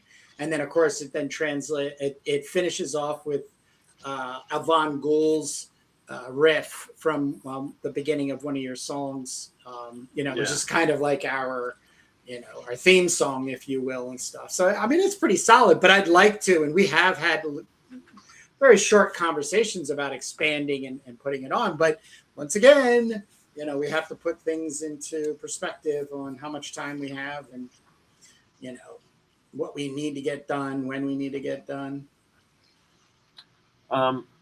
So I showed you this on the air, but here's what it looks like when you animate using AI. Yeah, I would like to actually see us kind of like be able to take that footage. By the way, we needed landscape. That's the one problem I have with that video. But the bigger part of it would be is to be able to, break it apart, or bring it into a animation type of thing, or just cut it cool, edit it properly, and not just say, oh, here's my image, make it into a, it's just not. I don't think it's I'm interesting. kind of down on it myself. Like, I'm so against AI, just like the companies and the billionaires and everything. But this is like this is the thing. It's like, all right, it animated it, but it doesn't do anything you want it to do. And Not right really. from the frame, it changes everything, right? And it's like doing all kinds of stuff you don't ask. It's like, changing the fingers and toes. Well, that's This interesting. this was a nice one. This was a nice one. Yeah. Like every once in a while you get a good one, but I think it's finally, also the simplicity of the art, though. That's what it is. When yeah. you have a complex, when the complexity of our art is almost to the point of being photo recognizable. That there's so much dimension to it that it would categorically be placed in more photographic than just cartoon comic book. It's just so insulting that they thought everybody was just gonna love this because you can make a computer make motion and I mean it's huge time saver, but you have to have precise control over what it does every second. Otherwise, there's no point. I mean, all this experimenting I did was all pretty fruitless. Like you say, like we can't really use any of that. Well, But you got pretty damn excited. You called me. You were like, dude, we need to. And I was like, let's calm down. Yeah, and I still believe that if you do pay, you could get you could get a version where you can actually control things, and it might be more worthwhile that way. But short of that, I everything I did on the free version, it's just total frustration, because you can't do what you want to do, and it's no help, and I think they're just trying to get you to pay. I mean, they want money, and, if they can offer you something for the money, I mean, yeah, sure. I'm sure that all these animation companies are using AI because you could just say, all right, well, they might not be able to do my whole job, but they can definitely shortcut like the coloring. They can shortcut in betweening. If you give them keyframes, the AI can handle that. So yeah, there's plenty of use for it, and it's everyone's out of their minds, ape shit. The investor, there's never been that much infrastructure investment. We spoke about this many episodes, and I don't really have an update except to say that I did hear this security, like one thing that everybody keeps saying, right? No matter who you talk to, they all say the same thing. It's like, well, one thing's for sure is that AI is here to stay, right? It's just a foregone conclusion that, AI is just here to stay. And, I mean, why are we doing this? There's so much bad, it's just coming out. I was at the movies yesterday, and we went to see that new Disclosure Day. But one of the previews was, you're watching the previews, sitting down, you're eating your popcorn, and it's like, from the makers of The Social Network comes a new sequel, and it's all about Bill Gates, and it's all about his lawsuits, congressional hearings, whistleblowers, non-disclosure agreements. It looks like some, intriguing, I guess, courtroom drama or, some kind of business, movie. But there's a whole new movie coming out about Facebook, What does Bill Gates have to do with Facebook? Oh, sorry, Zuckerberg. Did I say Bill Gates? Yeah, you did. Yeah, the other guy. The other guy that we need to worry about. Yeah, so and it just goes on and on. Like there's going to be a sequel to that movie every 10, 15 years. And there's a part in the preview. There's a clip from the movie where Zuckerberg is like, I'm not some kid 2 years out of a dorm room anymore. I'm powerful. I can do stuff.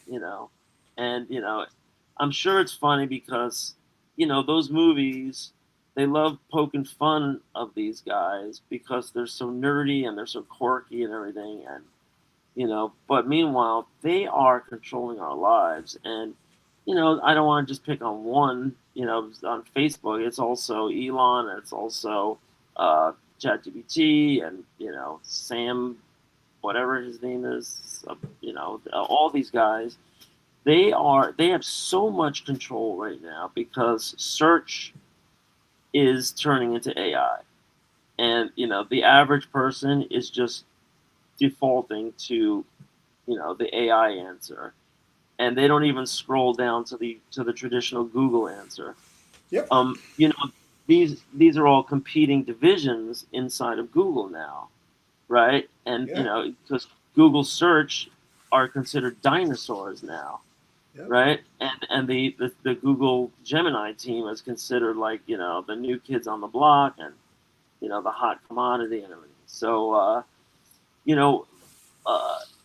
reality as we know it is shaped by Google searches, and so they have the controls to be able to bend and shape things any way they want. They provide a very valuable service. We go and Google things every day, every minute of every day.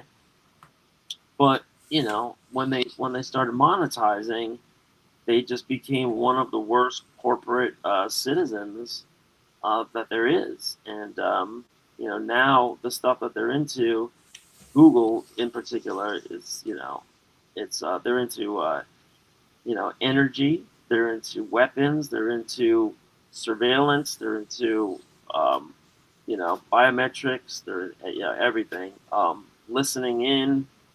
Everybody has that creepy thing. Oh my God, I was just talking to my husband about I need a new liner for the shelves, and then the next thing you know, an ad appeared for it, and people are still saying, "What a coincidence!" Right? Like no, shut up.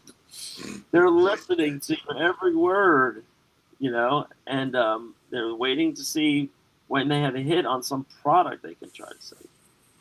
So we spoke about that many times, but yeah. When it comes, so here's an example. Kurt and I were just considering: should we take our art? Should we upload it to AI? Because we have what do we call it? A bumper or an intro? We have a little sequence, of our podcast. Our little modest little podcast has a little modest little bumper. You want me to play it? I can play it again for everybody if they want. I love watching it. Can we talk over it? No, we can't actually talk over it and I haven't figured out if there is ever I can't even talk over it because what it is it's a separate scene. But I have a feeling that I can be. I most definitely will be able to figure out how to do it because I just think it's way more engaging. I mean, it could even be to the point I was thinking it like if you wanted to just do what you do, which is flip through comic books and talk about them and record yourself, then you have to just send me the raw film. And then we could actually just say, okay, we've got 20 minutes now. We're going to run Jake talking about, these comics that he got it for $1 or less. And then you and I can just be, physically just working without having to do anything else. And then it would stop and we would just kind of re-engage. So, I mean, these are possibilities I'm considering down the road. Because I have to say, one of the things that I'm very burned out about, and have been even before like YouTube blew up with the whole I'm going to start my own podcast / talk show, is the sort of like the thing I find the most uh, this frustrating is where somebody has like 15 minutes worth of information they'd like to share, but they try to drag you on for 45 minutes.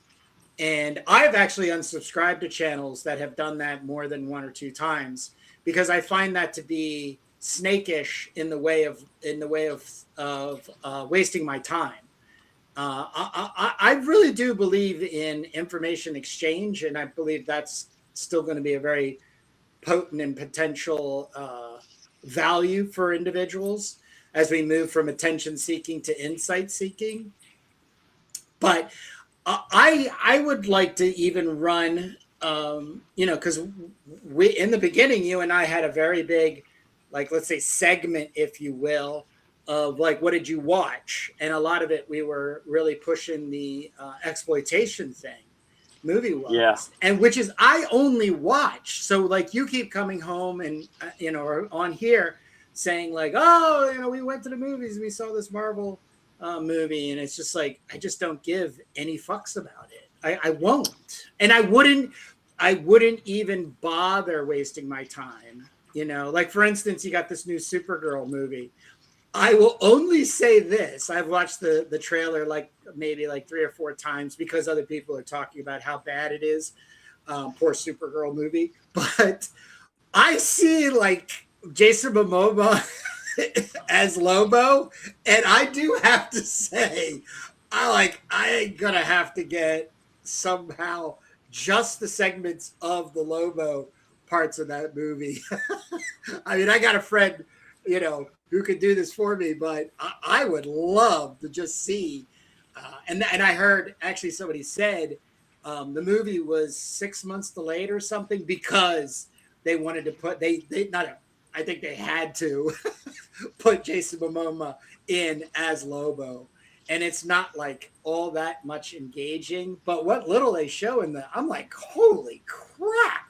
But I'm thinking like, why are you wasting it in this Mary Sue crybaby movie? But hey, that's that's gonna that's just the way it is. But like I said, I've got 2 lifetimes worth of exploitation movies lined up to watch, so I'm not worried about wasting my time with anything quote unquote modern. Yeah. But we could have a segment where,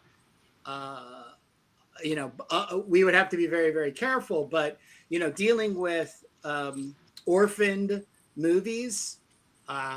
You can run basically no audio or even the audio, but we could watch a movie and say, oh, let's talk about this segment of the movie, and then go from there. Yeah. I think would be a really grand bonus. But there's a lot of time and energy that kind of comes into it, so it's not going to happen. Well, the technology is there because I know that a lot of people do watch parties, and there are even YouTube channels dedicated to like watch parties and stuff. It's a good option to have for sure. But the movies, like, it's really weird once you have a giant plasma TV in your house. How you start thinking about movies because you're paying like almost $20 now, just for the ticket, and like I think 15 and change up here. And if you have a big screen TV in your house and you take a chair and you sit really close to it, the screen is bigger in your eyes in your house than the screen is in the movie theater. So now what's the difference? Well, movie doesn't have ads. Well, movie has plenty of ads in the beginning. Like the previews are all ads now. Well, it has great sound. All right. I mean, it has, a live audience of people. Maybe you feed off that. There's all this other, kind of stuff going on. But, I think the plasma TVs are, they're super gigantic nowadays. So it's Do you hard to have make one? Yeah, we have a gigantic one with a big swing arm and everything, and Jeez. they're not that much money either, you know. You have Uh, a swing wall mount? Is that what you're saying? yep, Wow. yep. I have a giant, and you know the whole time I was watching the Knicks games, I never sat down once, you know, and you know you can just enjoy that right from the comfort of your house. You know, you got to get a good couch, you got to get good, you know, good seating and everything, but. So yeah, so you know when I go see the movies, it's usually because I want to hang out with my brother and just goof around, you know. Yeah, yeah.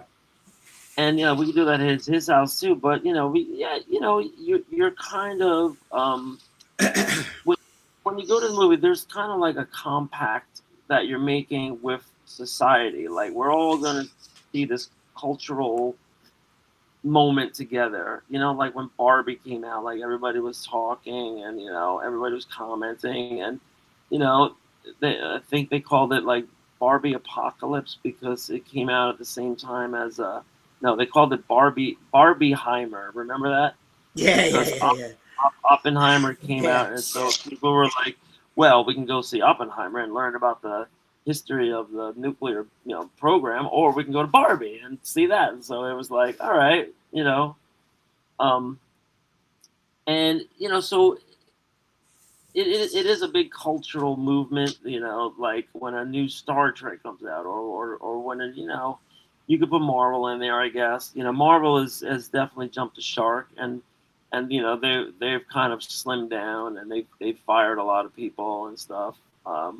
But they have this whole Doom thing coming up, which is gonna, you know, they're gonna try to recreate, you know, the magic that they had for Avengers Endgame, which was the, you know, highest grossing movie of all time, I think, or one of, you know, like right behind Titanic, and I mean it's really up there in the billions. So you know, they you know they there's a lot of great possibility with the characters, and they know that. And sometimes they capture it, and sometimes they didn't. They had a really amazing run, you know, when they were just taking all of these properties that nobody cared about, like Guardians of the Galaxy, and they were turning them into like huge money makers and merchandising and everything. So, you know, that's what Disney does. They monetize. They buy IP and then they monetize the hell out of it, you know, to try to exploit it while the copyright's good. That's what Disney does. Um, but you know, there's only so long that'll last before you have a couple of flops. You know, like Madam Web was a flop, and you know, they just come and go. You know, they were just putting these things out willy nilly. You know, Craven the Hunter was like unwatchable. I mean, a lot of these things just unwatchable. You know, Watchable. you go and see the previews, and you're just like, Jesus Christ, they couldn't get 2 minutes of that movie to look good on a preview. You know, like the preview is so bad that you're just like, it's an advertisement to stay away. You know, they're doing you a favor in the preview by telling you how bad it is. And then you know, I mean, that's just life when you're going to the movies. I go to the Spielberg movie yesterday, and you know, who do you trust going to the movies if not for Steven Spielberg, right? Wrong.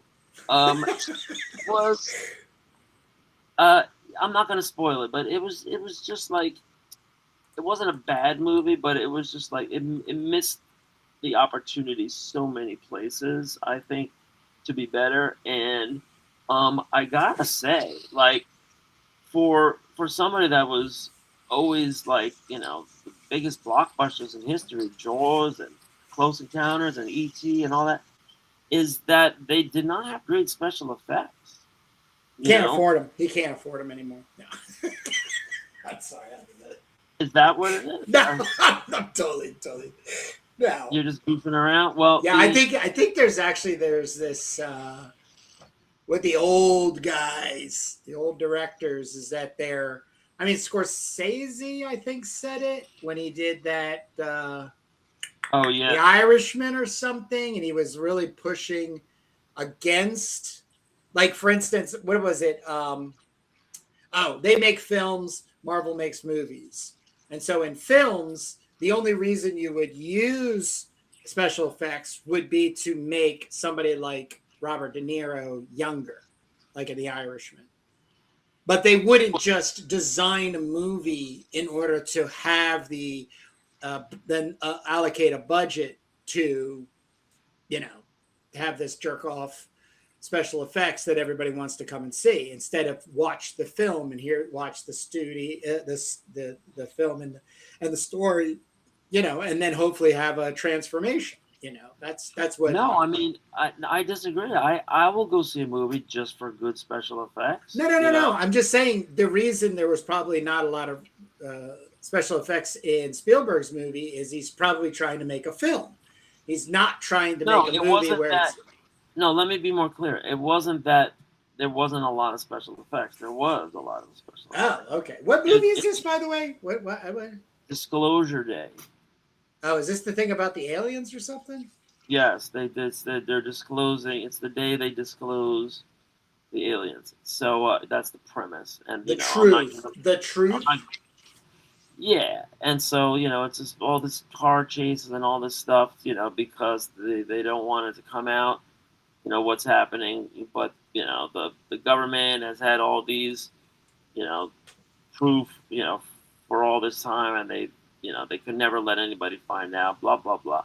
So it's Close Encounters of the Third Kind Part 2. Was Richard Dreyfuss in it? No. They did one. I'll give one thing. They had great casting and great acting. Really did have good casting, good acting, good dialogue, good scenes. But the special effects, I have to call Spielberg on the carpet. He didn't get they have some sequences where there's like some animals, like forest animals and stuff, and they look really fake. They look animatronic, and they have the alien creatures. I'm not spoiling anything because this is in the preview.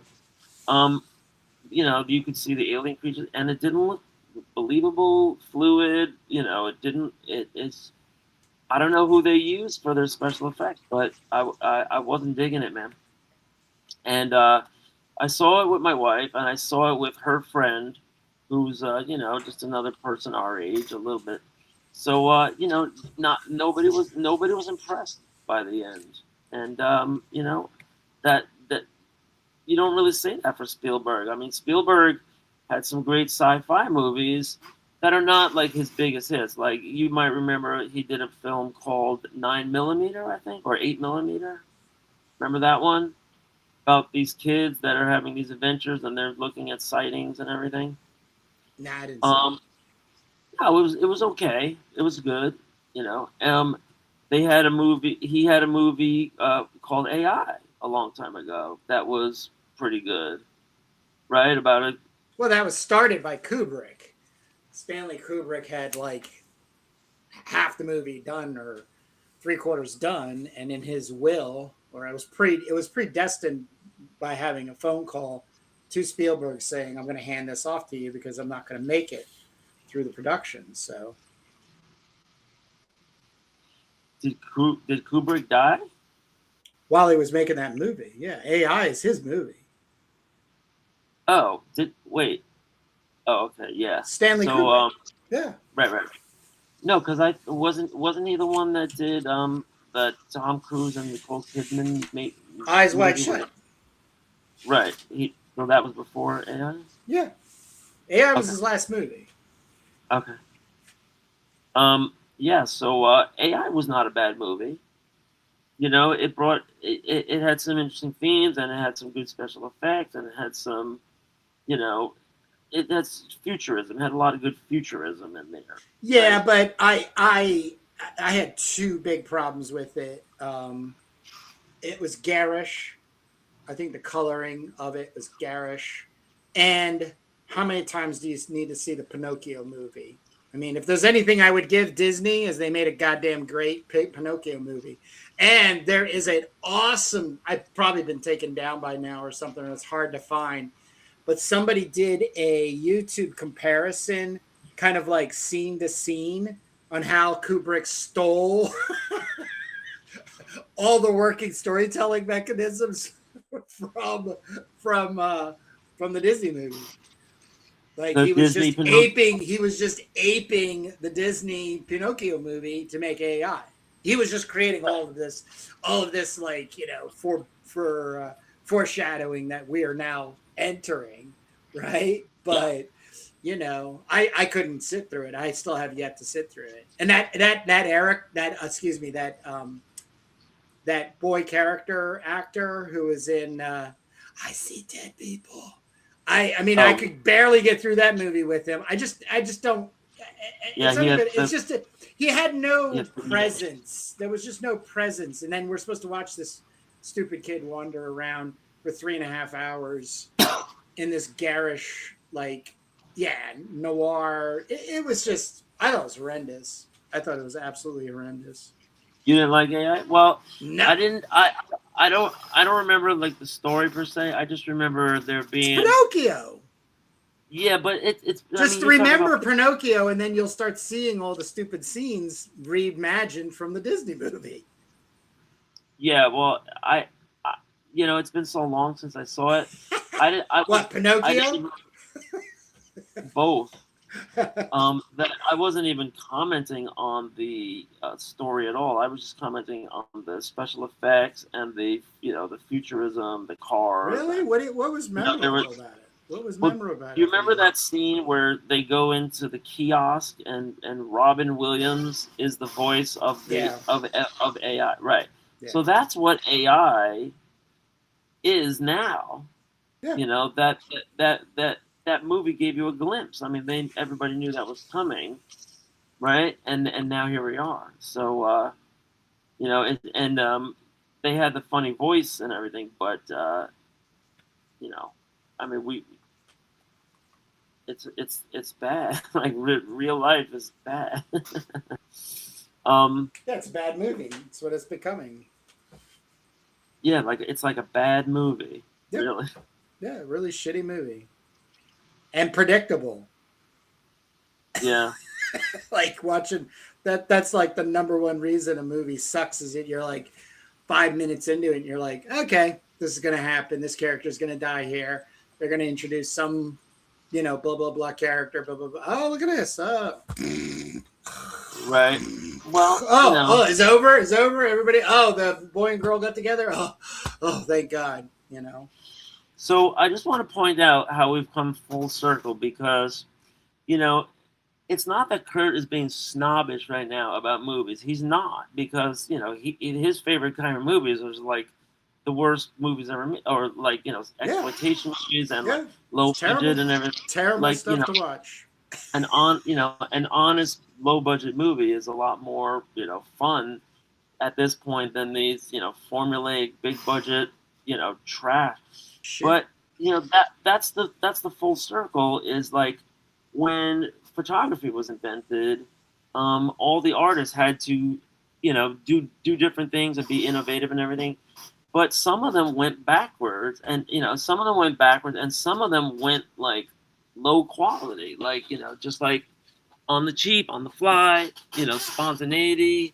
We're not going to have a big production here. We're not going to have a big studio, all this other kind of stuff. So, everything that you can say about paintings, you could say the same exact thing about movies. Is that, it's an art form. It's communicating. It's telling stories. It's doing all these different things. There's just way too many other independent films that deserve more attention because of the possible message that you could receive than basically being raped of your money and of your time and of any kind of like consequences of moving forward as an individual, expanding your consciousness. That's what art's for. That is what art is for. And I'm an art snob unapologetically. And so, and it's not like I don't ever want to watch stuff that's mainstream, made. I thought, like, one of my favorite movies is Annihilation, with Natalie Portman and Oscar Isaac. That is just, but that's transformative, like on a existential and cosmic horror level. Mandy, with Nicolas Cage was another, just like, but these are the movies that kind of fly under the radar because people go, oh, that there's no, superheroes or this kinds of stuff and everything. And so navigating it, I'm going to be the first person that admits it. I'm probably missing good stuff. And one of my biggest claims to shame was I spent an entire year putting off watching Game of Thrones. And then a good friend of mine at that time grabbed me literally by the scruff of the neck and held my head and yelled in my ear, "You're missing the greatest sword and sorcery television show ever made." And I looked at him. I was like, "What?" He's like, "I'm telling you, I'm trying to tell you, this is like not Lord of the Rings." And I was like, all right, I'll give it a shot. And I watched the first episode of Lord of the Rings, and I felt so embarrassed. So embarrassed. Oh, yeah. I had to go back to work with my tail between my leg. And he just stood there going, right? Right? I'm like, you're right. You're right. So I do end up missing stuff. But what I try to go after, and it's not high art, like, I was talking about the Don Dohler movie I mentioned, Pat Boyette, last week. Pat Boyette did a movie, Girls of Thunder Road, and it's the only way I could describe it, if you haven't seen that movie, if you haven't seen Pat Boyette's movie, is that you got and if you've seen a Don Dohler movie, then you're going to be in the good camp of homemade movie, like literally. So this guy would make his own movies, and they're great. They're just, to me, they're great. They're nonsensical. They're simple. They just kind of drag you along. And if anybody's in the chat and you want to recommend something, I just wrote down Annihilation, Natalie Portman. I haven't seen that. I think you would really. Why don't you give me the So it's a book. First off, it was a book written, and it's of a sci-fi writer that's coming up. I don't really want to get too deep into it, but so the idea is that a bunch of men as scientists and military. Okay, let's back up. A unidentified meteorite lands near a lighthouse, like up in like Nova Scotia or something like that kind of place.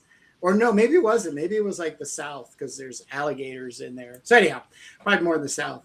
And so then this field of energy is emitting and growing from the lighthouse and where this thing had landed, and being terrified of like whether it was radioactive or caused some sort of sickness or death. They build a research station up, basically, and have to keep moving it as it's slowly expanding. And these researchers, over like a year or something like that, or months, have you realize like we could actually probably navigate through there and be okay and do some research, come back and report. Well, they don't. This like group of 6 guys. So their wives, or some of them are their wives, but they put this female team because they're also either military or scientifically researcher type of people.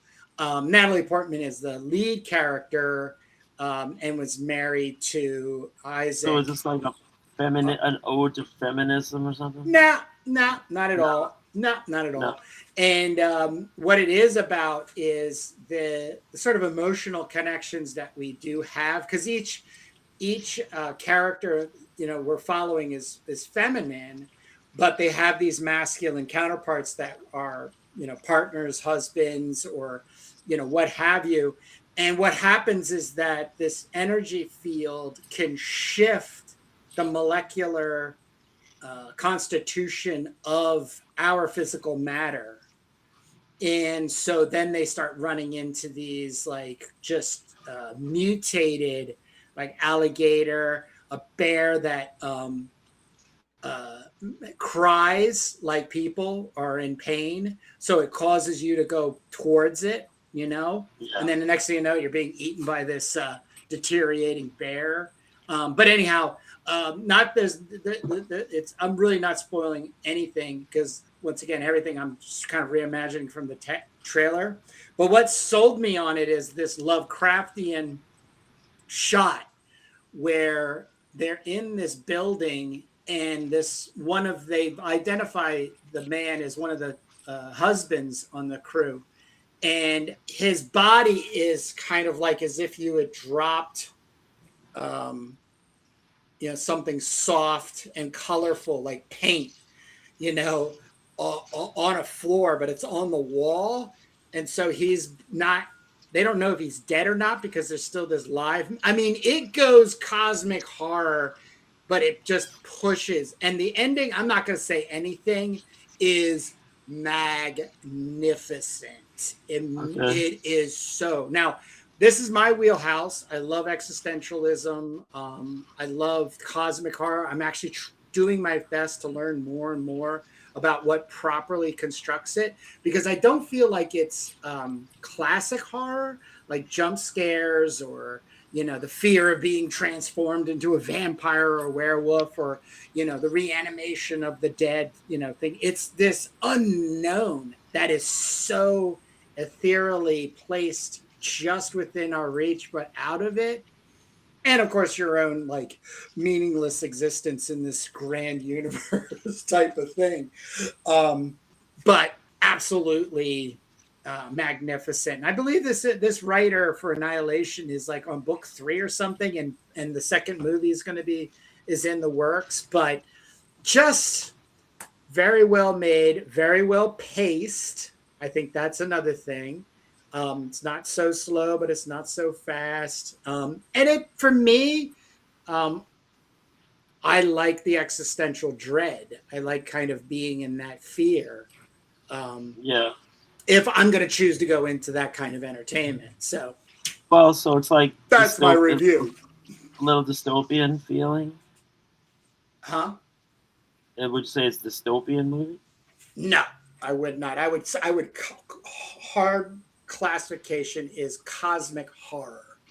H.P. Lovecraft. It's just H.P. Lovecraft on like steroids and radioactive DMT. Right.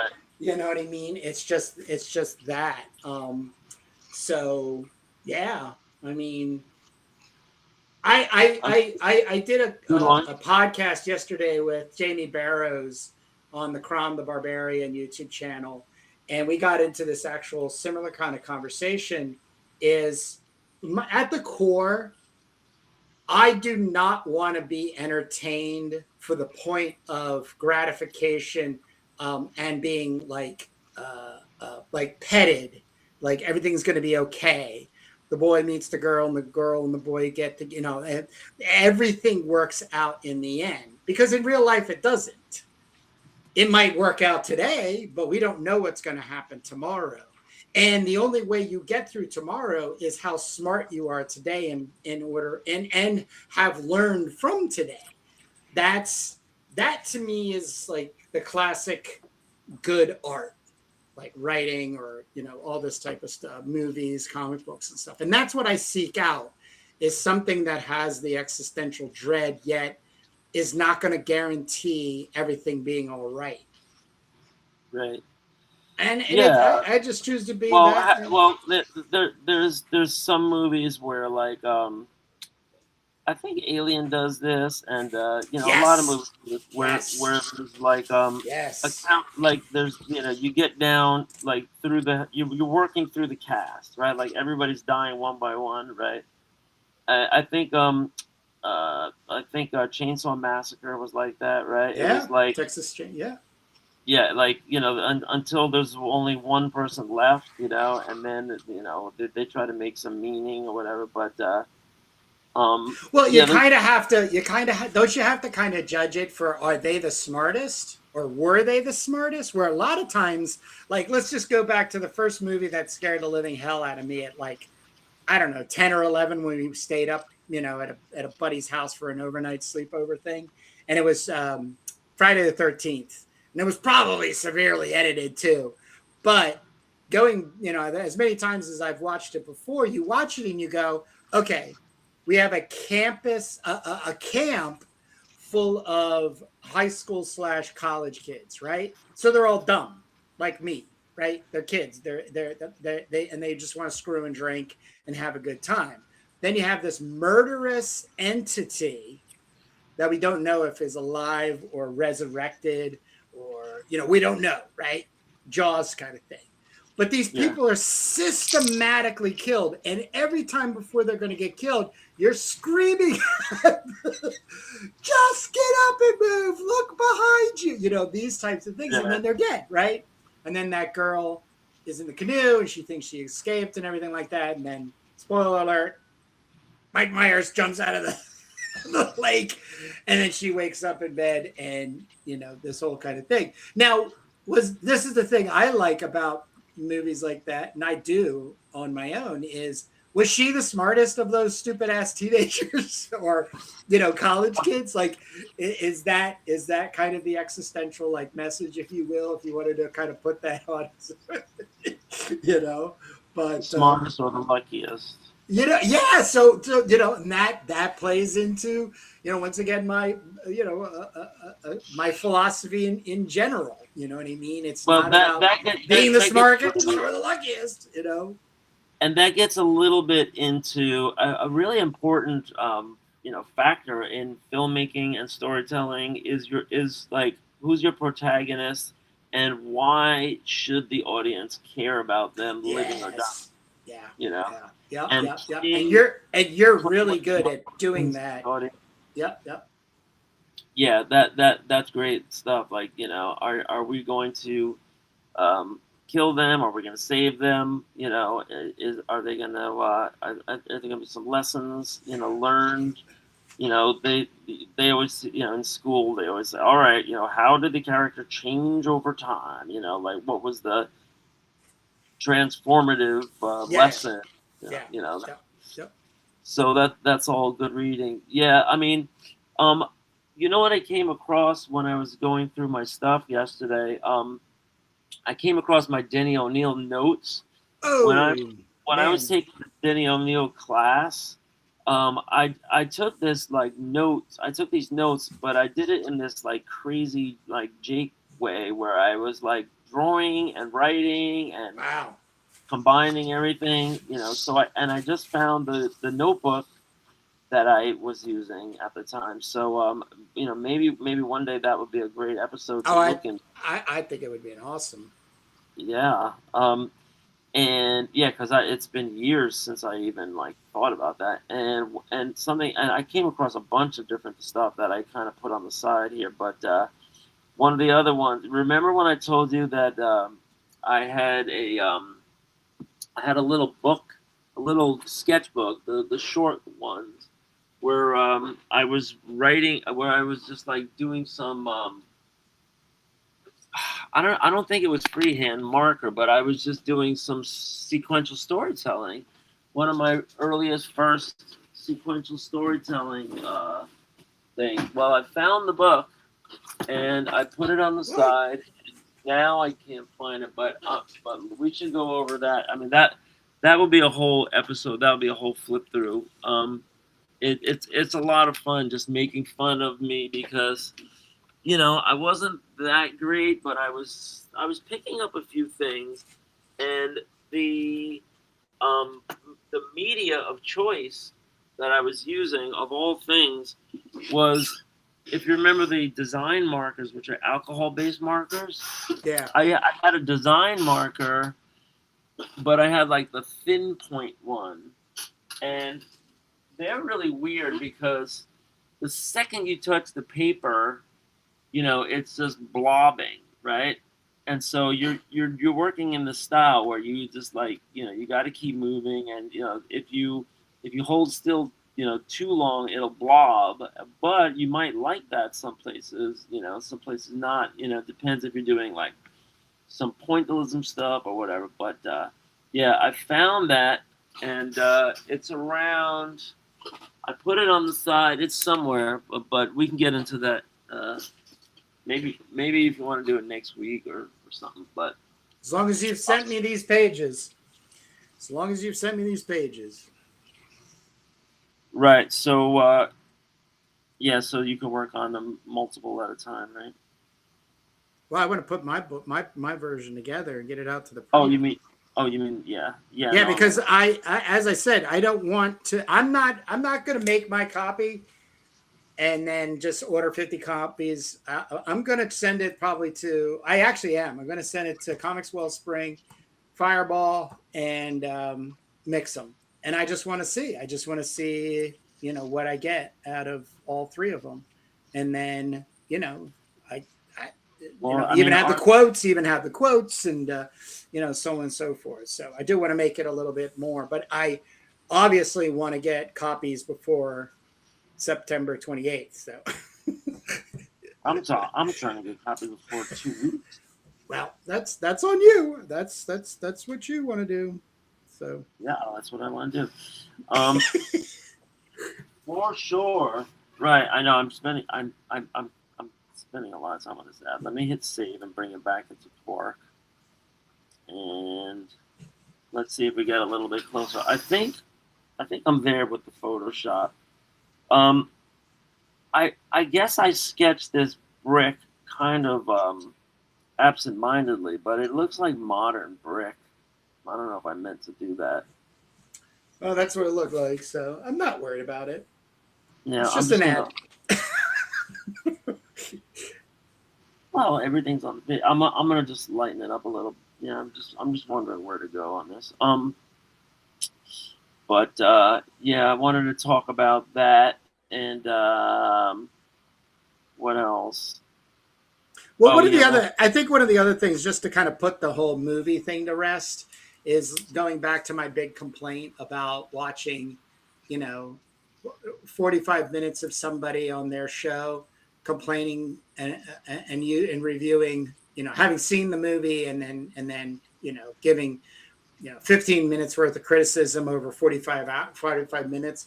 But I think the other part of it is how much it's not in calibration to like maybe what they're working on or what they're thing. So they're just trying to do it to get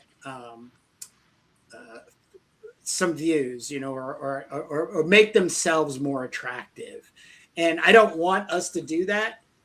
Just so you know, like I don't, I'm always interested to hear from you on your experiences from, a movie, but I don't feel like I'm probably going to ever engage in anything that way, other than you and I having some time talking about Faster Pussycat Kill Kill, or some of the movies that we have like a very common, or just Mad Max, the movie The Road Warrior, that just really kind of digging into the old shitty post-apocalyptic films and everything, so I think that has way more weight, and that's what I would like to direct us to, instead of a segment that's based on like, oh, what movie did you see? That I just think that's a big waste of people's time, in a sense of like us trying to promote a community building place that aesthetically people are drawn to. To me, it's a search for greatness, right? Like we do a lot of weeding when we're going to watch movies, right? Because you might go see 10 movies before you find a good one. And the Mad Max stuff, like I just knew I was gonna love it because I love the franchise, I love the director, I just trust the whole thing. I'm just like so psyched before it even comes out. But you could be, you never know, you could be let down. We did Fury Road episode. We actually have. I just remembered that. Furiosa, you mean? Oh, Furiosa. Yeah. We did a. Did we do like a Yeah, whole? and speaking of our girl, she was in this movie. She's getting around now in Hollywood, and she did this movie called The Gorge, which I saw, and I like the premise of it. Like I like the preview. I wanted to see it, but when I actually saw it, it went off in a whole different direction. Yeah. It ended up being this sci-fi monster thing. Yeah. You know, I didn't know what, like, the preview didn't really give you a sense of that. So, I didn't hate it, but I thought it got a little hokey after a while, and so I would say, like, it was one of those movies. This happens a lot in movies. I don't know why, and I think I have a theory, but how often is it where you're watching a movie and then it just changes, the whole movie just changes direction on a dime? Yeah. Right? Like 1 minute you're watching one kind of movie, and next minute it just like it's almost as if the studio just said, like, all right, you know what, this isn't, we're panic. We're sending the Russians to the focus test, and it's coming back bad. So we're going to change the direction. We're going to have more topless, and we're going to have more, aliens or whatever. They get more car chases or something. We're going to bring in some actor at the third, at the 0 hour. So there's a lot of that happens in Hollywood. But you only see what's on the screen, and that's why some of these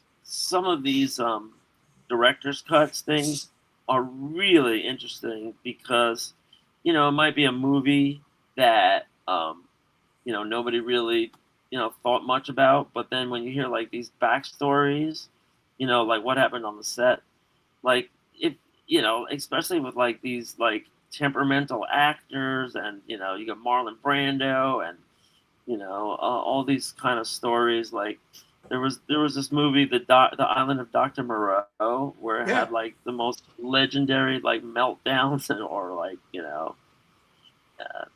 like stories, and my friend Rick, who's the autograph dealer, he I think it auctioned off. Yeah, he auctioned off. He got this rare letter, and he sent it to an auction house, and he got like way much more money than he ever thought. So it was none other than Vivian Lee, and Vivian Lee, of course, the famous actress. I think she's most famous for Psycho, I guess, but she was a big time starlet, in Hollywood in the 50s and 60s. And Vivian Lee wrote this letter about this like meltdown that she was having, and my buddy does all the research on it, and it turned out she was in high demand after Psycho, and she was on a movie set in like the jungles of Africa, and she couldn't even take it, like not even for like 2 days. So she had a big diva fit, and she had to go see like a psychiatrist and all that. So there's letters that she's writing saying like, I'm out of here, like I gotta get out of here, but blah blah blah. And I think the letter was estimated at like only like, I don't know, like $600 or $1,000, but it ended up getting like $4,500 or something, if I'm remembering right. And Rick did the research on it, and yeah, sure enough, it turns out they went on set. There was a big blockbuster movie that was going to be on location, and they ended up having to replace her, and they replaced her with Elizabeth Taylor. And so the movie comes out, and it was a total bomb fiasco. So, maybe she had the sense to get out of it, but interesting stuff like that happens. And there's nobody, I don't think there's anybody maybe our age that cares about Vivian Lee that much, but maybe like the older generation is paying $5,000 for a letter like that. It's just interesting historical takes about all this stuff that was going on. The intrigue. I wonder, in 30 years, is somebody going to be paying for a letter from Kim Kardashian and Paris Hilton? Because when has Kim Kardashian written a letter? Right, because once again we go back to that. There's no physicality of the event. It's all on maybe she could sell a tweet. I don't know. You know what I mean? Like that kind of bullshit. And that is why George Washington and Abe Lincoln are just going to get more and more valuable, because nobody's putting anything on paper anymore. I mean, you can go through 60s, 70s, 80s, 90s. I think when did people stop writing letters, like email, right? In the 90s. My wife still does. Yeah. She still writes thank you cards, but the way she writes a thank you card could take her 30 minutes to put, then she wants me to add a little doodle to it or something, Right. It's this is for Aunt so-and-so, or this is for so-and-so, blah, blah, blah, blah. Yeah.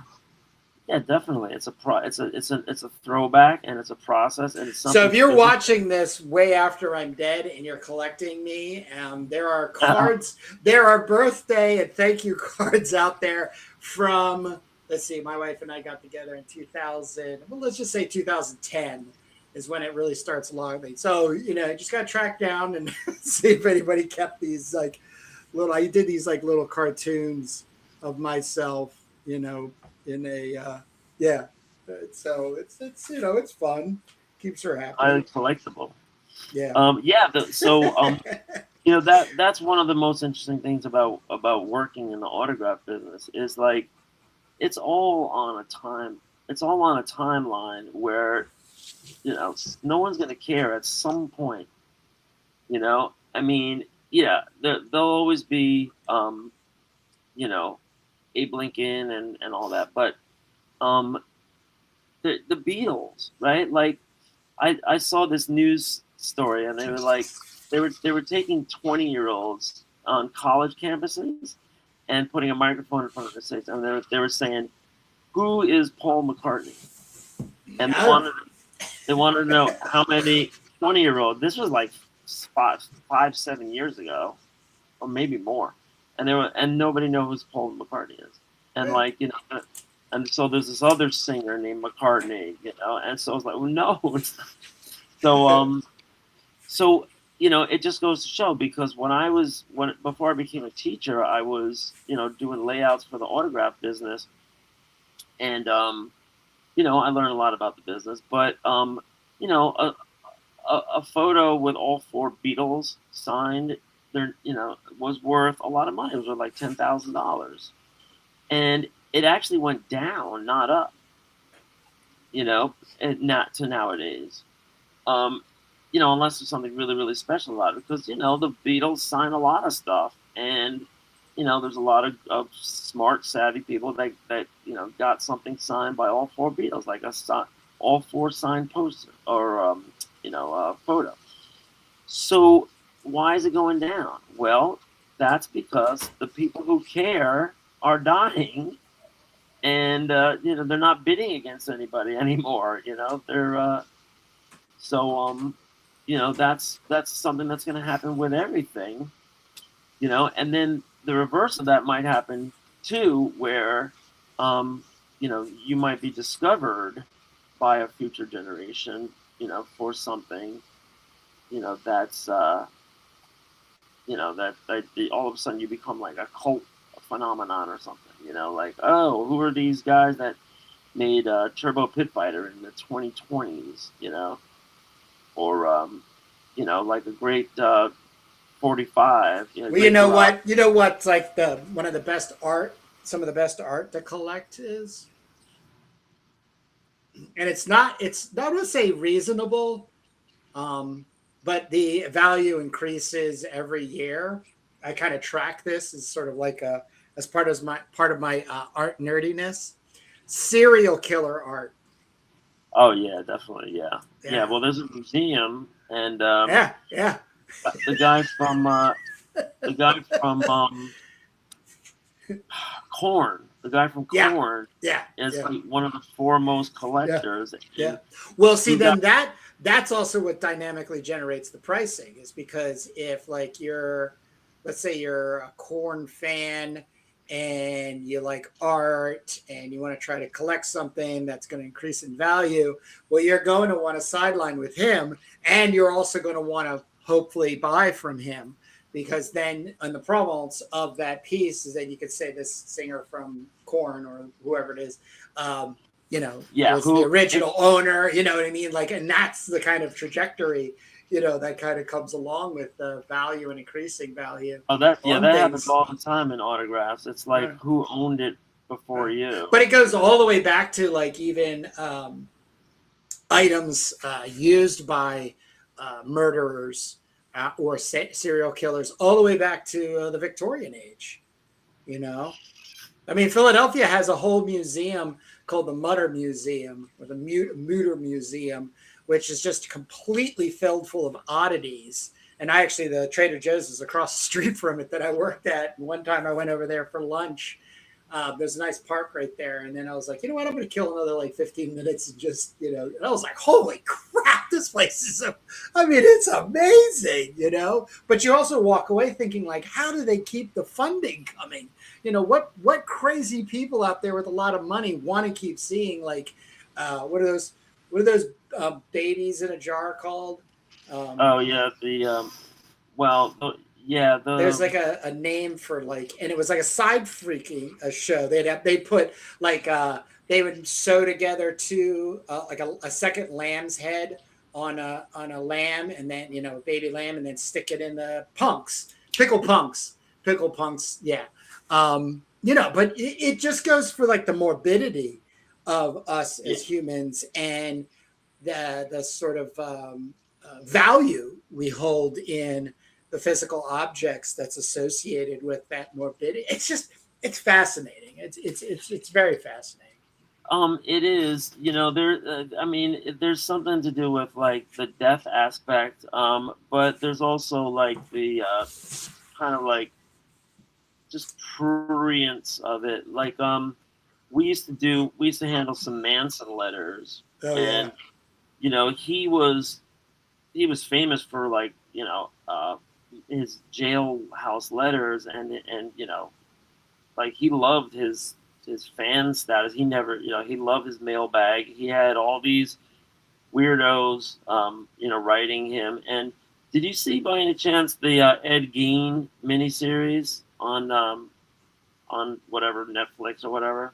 I don't It know. was you might like it. You might like it. It was all about the serial killers and everything, and it was very quirky, right? Very, very quirky. Now Ed Gein is one of the weirdest stories there is, and it was played by the guy from Sons of Anarchy, and he really, really made himself vulnerable in that role because Ed Gein was like a freak, and he was like wearing dresses and bras and all kinds of like weird stuff. But what happened is, like, years after he was caught and he was in these homes, he was getting letters from other serial killers. Yeah, because he was famous Ed Gein. Yeah. And it might just be lore, but they talk about how he helped solve some ongoing cases. Yeah. Because somebody wrote him, and he had a location of somebody. Like, everybody that wrote him, he's not necessarily going to keep your secret. Like, he's working with the FBI all the time because. But you're desperate. You're desperate to share it. That's the kind of the thing for it. It was it was like Hannibal Lecter in Silence of the Lamb, and was it Wild Bill? Weren't they in? They had some correspondence. That's why Jodie Foster had to go and talk to Hannibal, because she needed to understand how while Bill was functioning and Yeah. what type of serial killer or what kind of serial killer he was. And ooh, what a great movie. Whew. Yeah. Whew. Yeah, and that happens in real life all the time. Yep. Where they go to to try and get some insights from the guys that are doing it, Or have done it. well, yeah, but they and there's the star factor, right? Like, you have people that are buying autographs or paintings. I wonder what a John Wayne Gacy is going for now. I think they used to only be like 10,000 when I Now first. they're like up in the 40s and 50s now. Oh yeah. Yeah. Yeah. A John Wayne Gacy clown. Yep. Yep. Exactly. A clown painting. Yep. And Classic. yeah. Like I said, it's really fascinating. When we look, when you look at yourself as a creative person, how do you value yourself? Therefore, what is it that would ultimately become the value of your art? We always think, and you're very, very hands-on with like, well, I just made this. Do you want to buy it? Like you've got tons of art that you would love to just sell for, whatever is a reasonable price for you. I'm on the other side of the fence. Like one of the things I like selling suites of, like I wouldn't want to ever really sell a single page out of a, let's say an 8-page comic book story, right? But I would give a really extreme discount to anybody who would want to pay for that entire 8-page comic book story. You know what I mean? Like, because I believe the whole of those 8 pages is the art. That's the sort of like a triptych or a diptych or like the arrangement of 3 paintings in order to make one. You wouldn't sell, although not to get off subject, but there was a problem with Francis Bacon paintings while he was alive, that somebody or some gallery was breaking apart his triptychs and selling them individually because they was cheaper for people to get. Yeah. So there was a whole bunch of ruckus in the art world. It was like, well, you can't do that. Like, you've just degraded the value. Sure, you sold something cheap, blah, blah, blah, blah. But how do you value what you're doing? And then hoping in a lot of ways to align with, a collector mentality, not only just in like selling original art, but also, your comic book themselves, like I said, like I even get really uppity in the idea that, I don't like buying a comic book because, it's popular or you should have a copy of it. I see it more of like, I would like to own that as a piece of art, like that type of thing. So, it's just the way it is. There's a guy on YouTube now. His name is Dan something. He's pretty brand new. He's got like long hair and a beard, and he's been doing these haul videos. Man, I have like my list is now growing for buying comics on my birthday, just because the fact of being able to see the work and know it kind of was made from a specific place and was, it's just, I like that. That's what I enjoy the most. I see we're coming up on 1 o'clock, so we. Oh yeah. You're right. Sorry. So we have to decide right here and now how to spell Najari. Isn't it right there? I wrote it on the. Well, there's a couple of. No, you did it one way. I did another way. I don't know. Oh, yeah? I've been playing around with it. Do we want to have? You were the one that had suggested the 2 A's. I thought that was cool, but I'm not dying on that bridge. 2 A's, yeah. Well, you said Naajari, right? This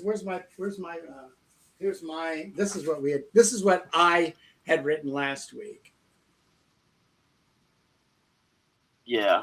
And I think you were like, yeah, I like that too. But yeah, I mean, you could have changed your mind. I don't know.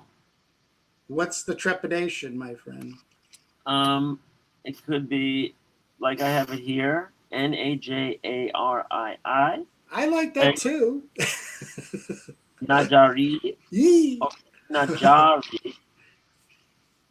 I think the two A's here makes it like a longer sound, right? Najari, the healer. Yeah. Najari. Najari. Okay, well, let's just go with that, I guess. Okay.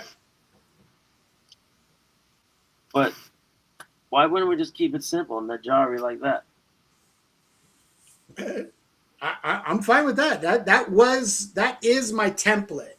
That's 6 Googled characters. it, and there was only like two or three people in the whole world on Google that had that name. So let's just go with Najari. Okay, I'm with you. All right.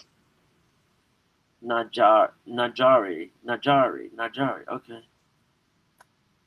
And what happens when Najari wakes up to find Krom, the barbarian, unconscious at her front door? That's right, everybody. Jake has written and drawn it's an 8-pager, right? Krom story. 9 pages. 9 pages, which will appear in CROM Anthology number 3. Also, I just want to put out there, I have a great update from the interview that I had with Jamie Barrows with Krom the Barbarian over at kromthebarbarian.com. And I am pushing to get CROM Anthology number 2 out in the wild by the end of August. So I am mad right now with assertiveness. As a matter of fact, I only have 2 things to do. As a matter of fact, this morning I laid out the illustrations for Ollie's Krom story, which is a 6-pager. And then once I have those illustrated, those 6 spot illustrations, I just have to color the cover. So, and I'm already curating the book, which is kind of fun. This is really kind of fun. The 11-pager I had done with Jamie Barrows that we talked about yesterday on Krom the Barbarian. I printed out all 11 pages on 2 pages and then realized this is going to be the way I'm going to do everybody's sets of Krom or Krom-centric stories, and it'll also help me. What's that? Remember contact sheet. Yeah, exactly. So I'm like, this is going to be super fun. So tomorrow, this is actually on my list next to sketching out the illustrations, laying them in, and then getting them to Ollie, the writer, and getting his approval on that, and then moving forward on it. But I've got some steam here, so this is really good. And by the way, this is Barbarians of the Pit, written and drawn by, penciled by Jamie Barrows, and then me doing some crazy inking. And it'll be the lead story in CROM Anthology number 2. So thank you, Jake, for allowing me to throw that in there. No problem. Let's just read this this ad copy together. Make sure Okay. we're both Okay. So it says who? All right. It says barbarians at the gates. Who is Najari the healer? And what happens when Najari wakes up to find Krom the barbarian unconscious at her front door? Find out in an upcoming feature penciled by Jake and inked by Kurt in the next edition of CROM Anthology. Yes, it's good. Just leave it like that. CROM the barbarian. No, it's just CROM. Yep. Oh, dude, that's awesome, Jake. Okay, we got a nice little ad cooking. All right, and I'm just going to clean up this text a little. So that means all of our pencil pages are done. Everything, all pages are completed. Right. So what I have to do is export as EPS, then open in Photoshop at the desired resolution. Yeah. And then so that now we're JPEGs, and the size of them is, just make sure we have our sizes right. Well, you said 11 by 17, and then you'll reduce them from 444. 7.5 by 11. Huh? Oh, you work the pages? Oh, okay. I got you. All right. But what? So you'll be able to raster size them to what then? Well, I'll make them like 450 DPI at that size, Okay. or yeah, No, that's or perfect, maybe Jake. That's perfect. That's perfect. yep. And then we just gotta pop them into a mix 'em. Pencil has one L, right? Yeah, and then pop them into a mix 'em form, Yeah. and we're off and running. Yeah. And we're so yeah. I'm gonna try calling Mixum tomorrow, and seeing if I can make sure that I coordinate my shipping all together. So I just want to make sure that I have it all on the same date. But if I if I order mine from Mixum, how many do you think I should print?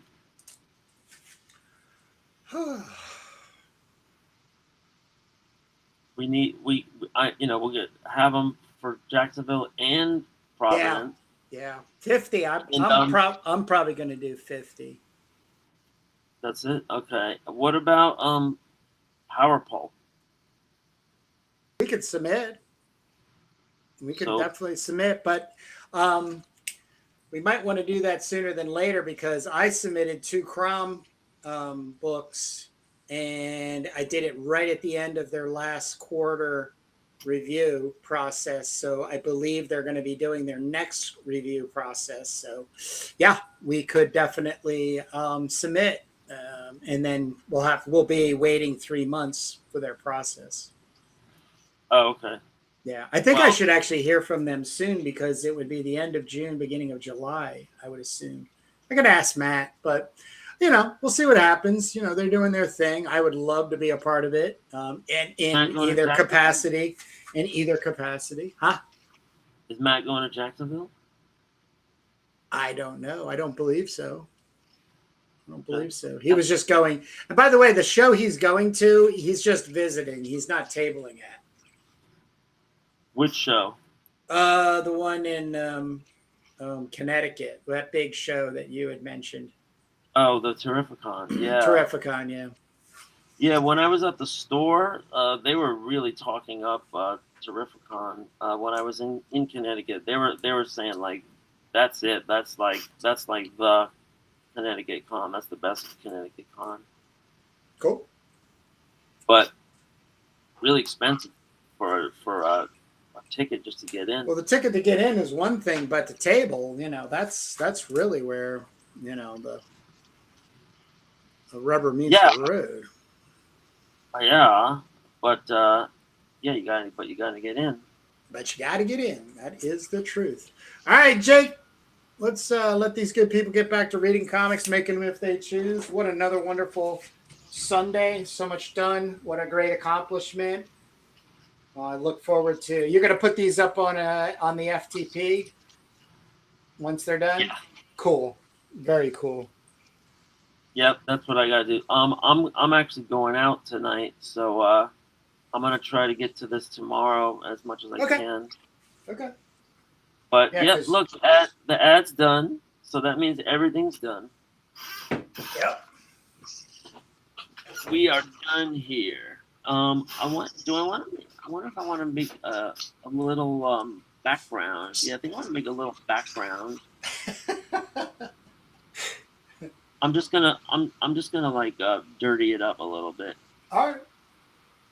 But yeah, I might go live in a little while. I got to get something to eat, but I might go live in a little while, and then I'll probably head down to Brooklyn. If anybody within the sound of my voice is interested in cool bands, the Darts are playing in Brooklyn at Main Drag Music in Brooklyn, and they're an all-girl band that rocks pretty hard, and there's a couple of other bands playing with them. I checked one of them out. That sounded good. Didn't check the others out, but check that out if you're in the Brooklyn vicinity. There was also a pretty decent show on Friday, but I couldn't go to both of these things and burning the candle. I mean, I'm off for summer, so I'm like, I'm happier than a pig in shit, but. But you can't do it all. I had to do this deadline, man. I was grinding. I mean I was literally up all night. I only got like an hour of sleep. Might need a nap.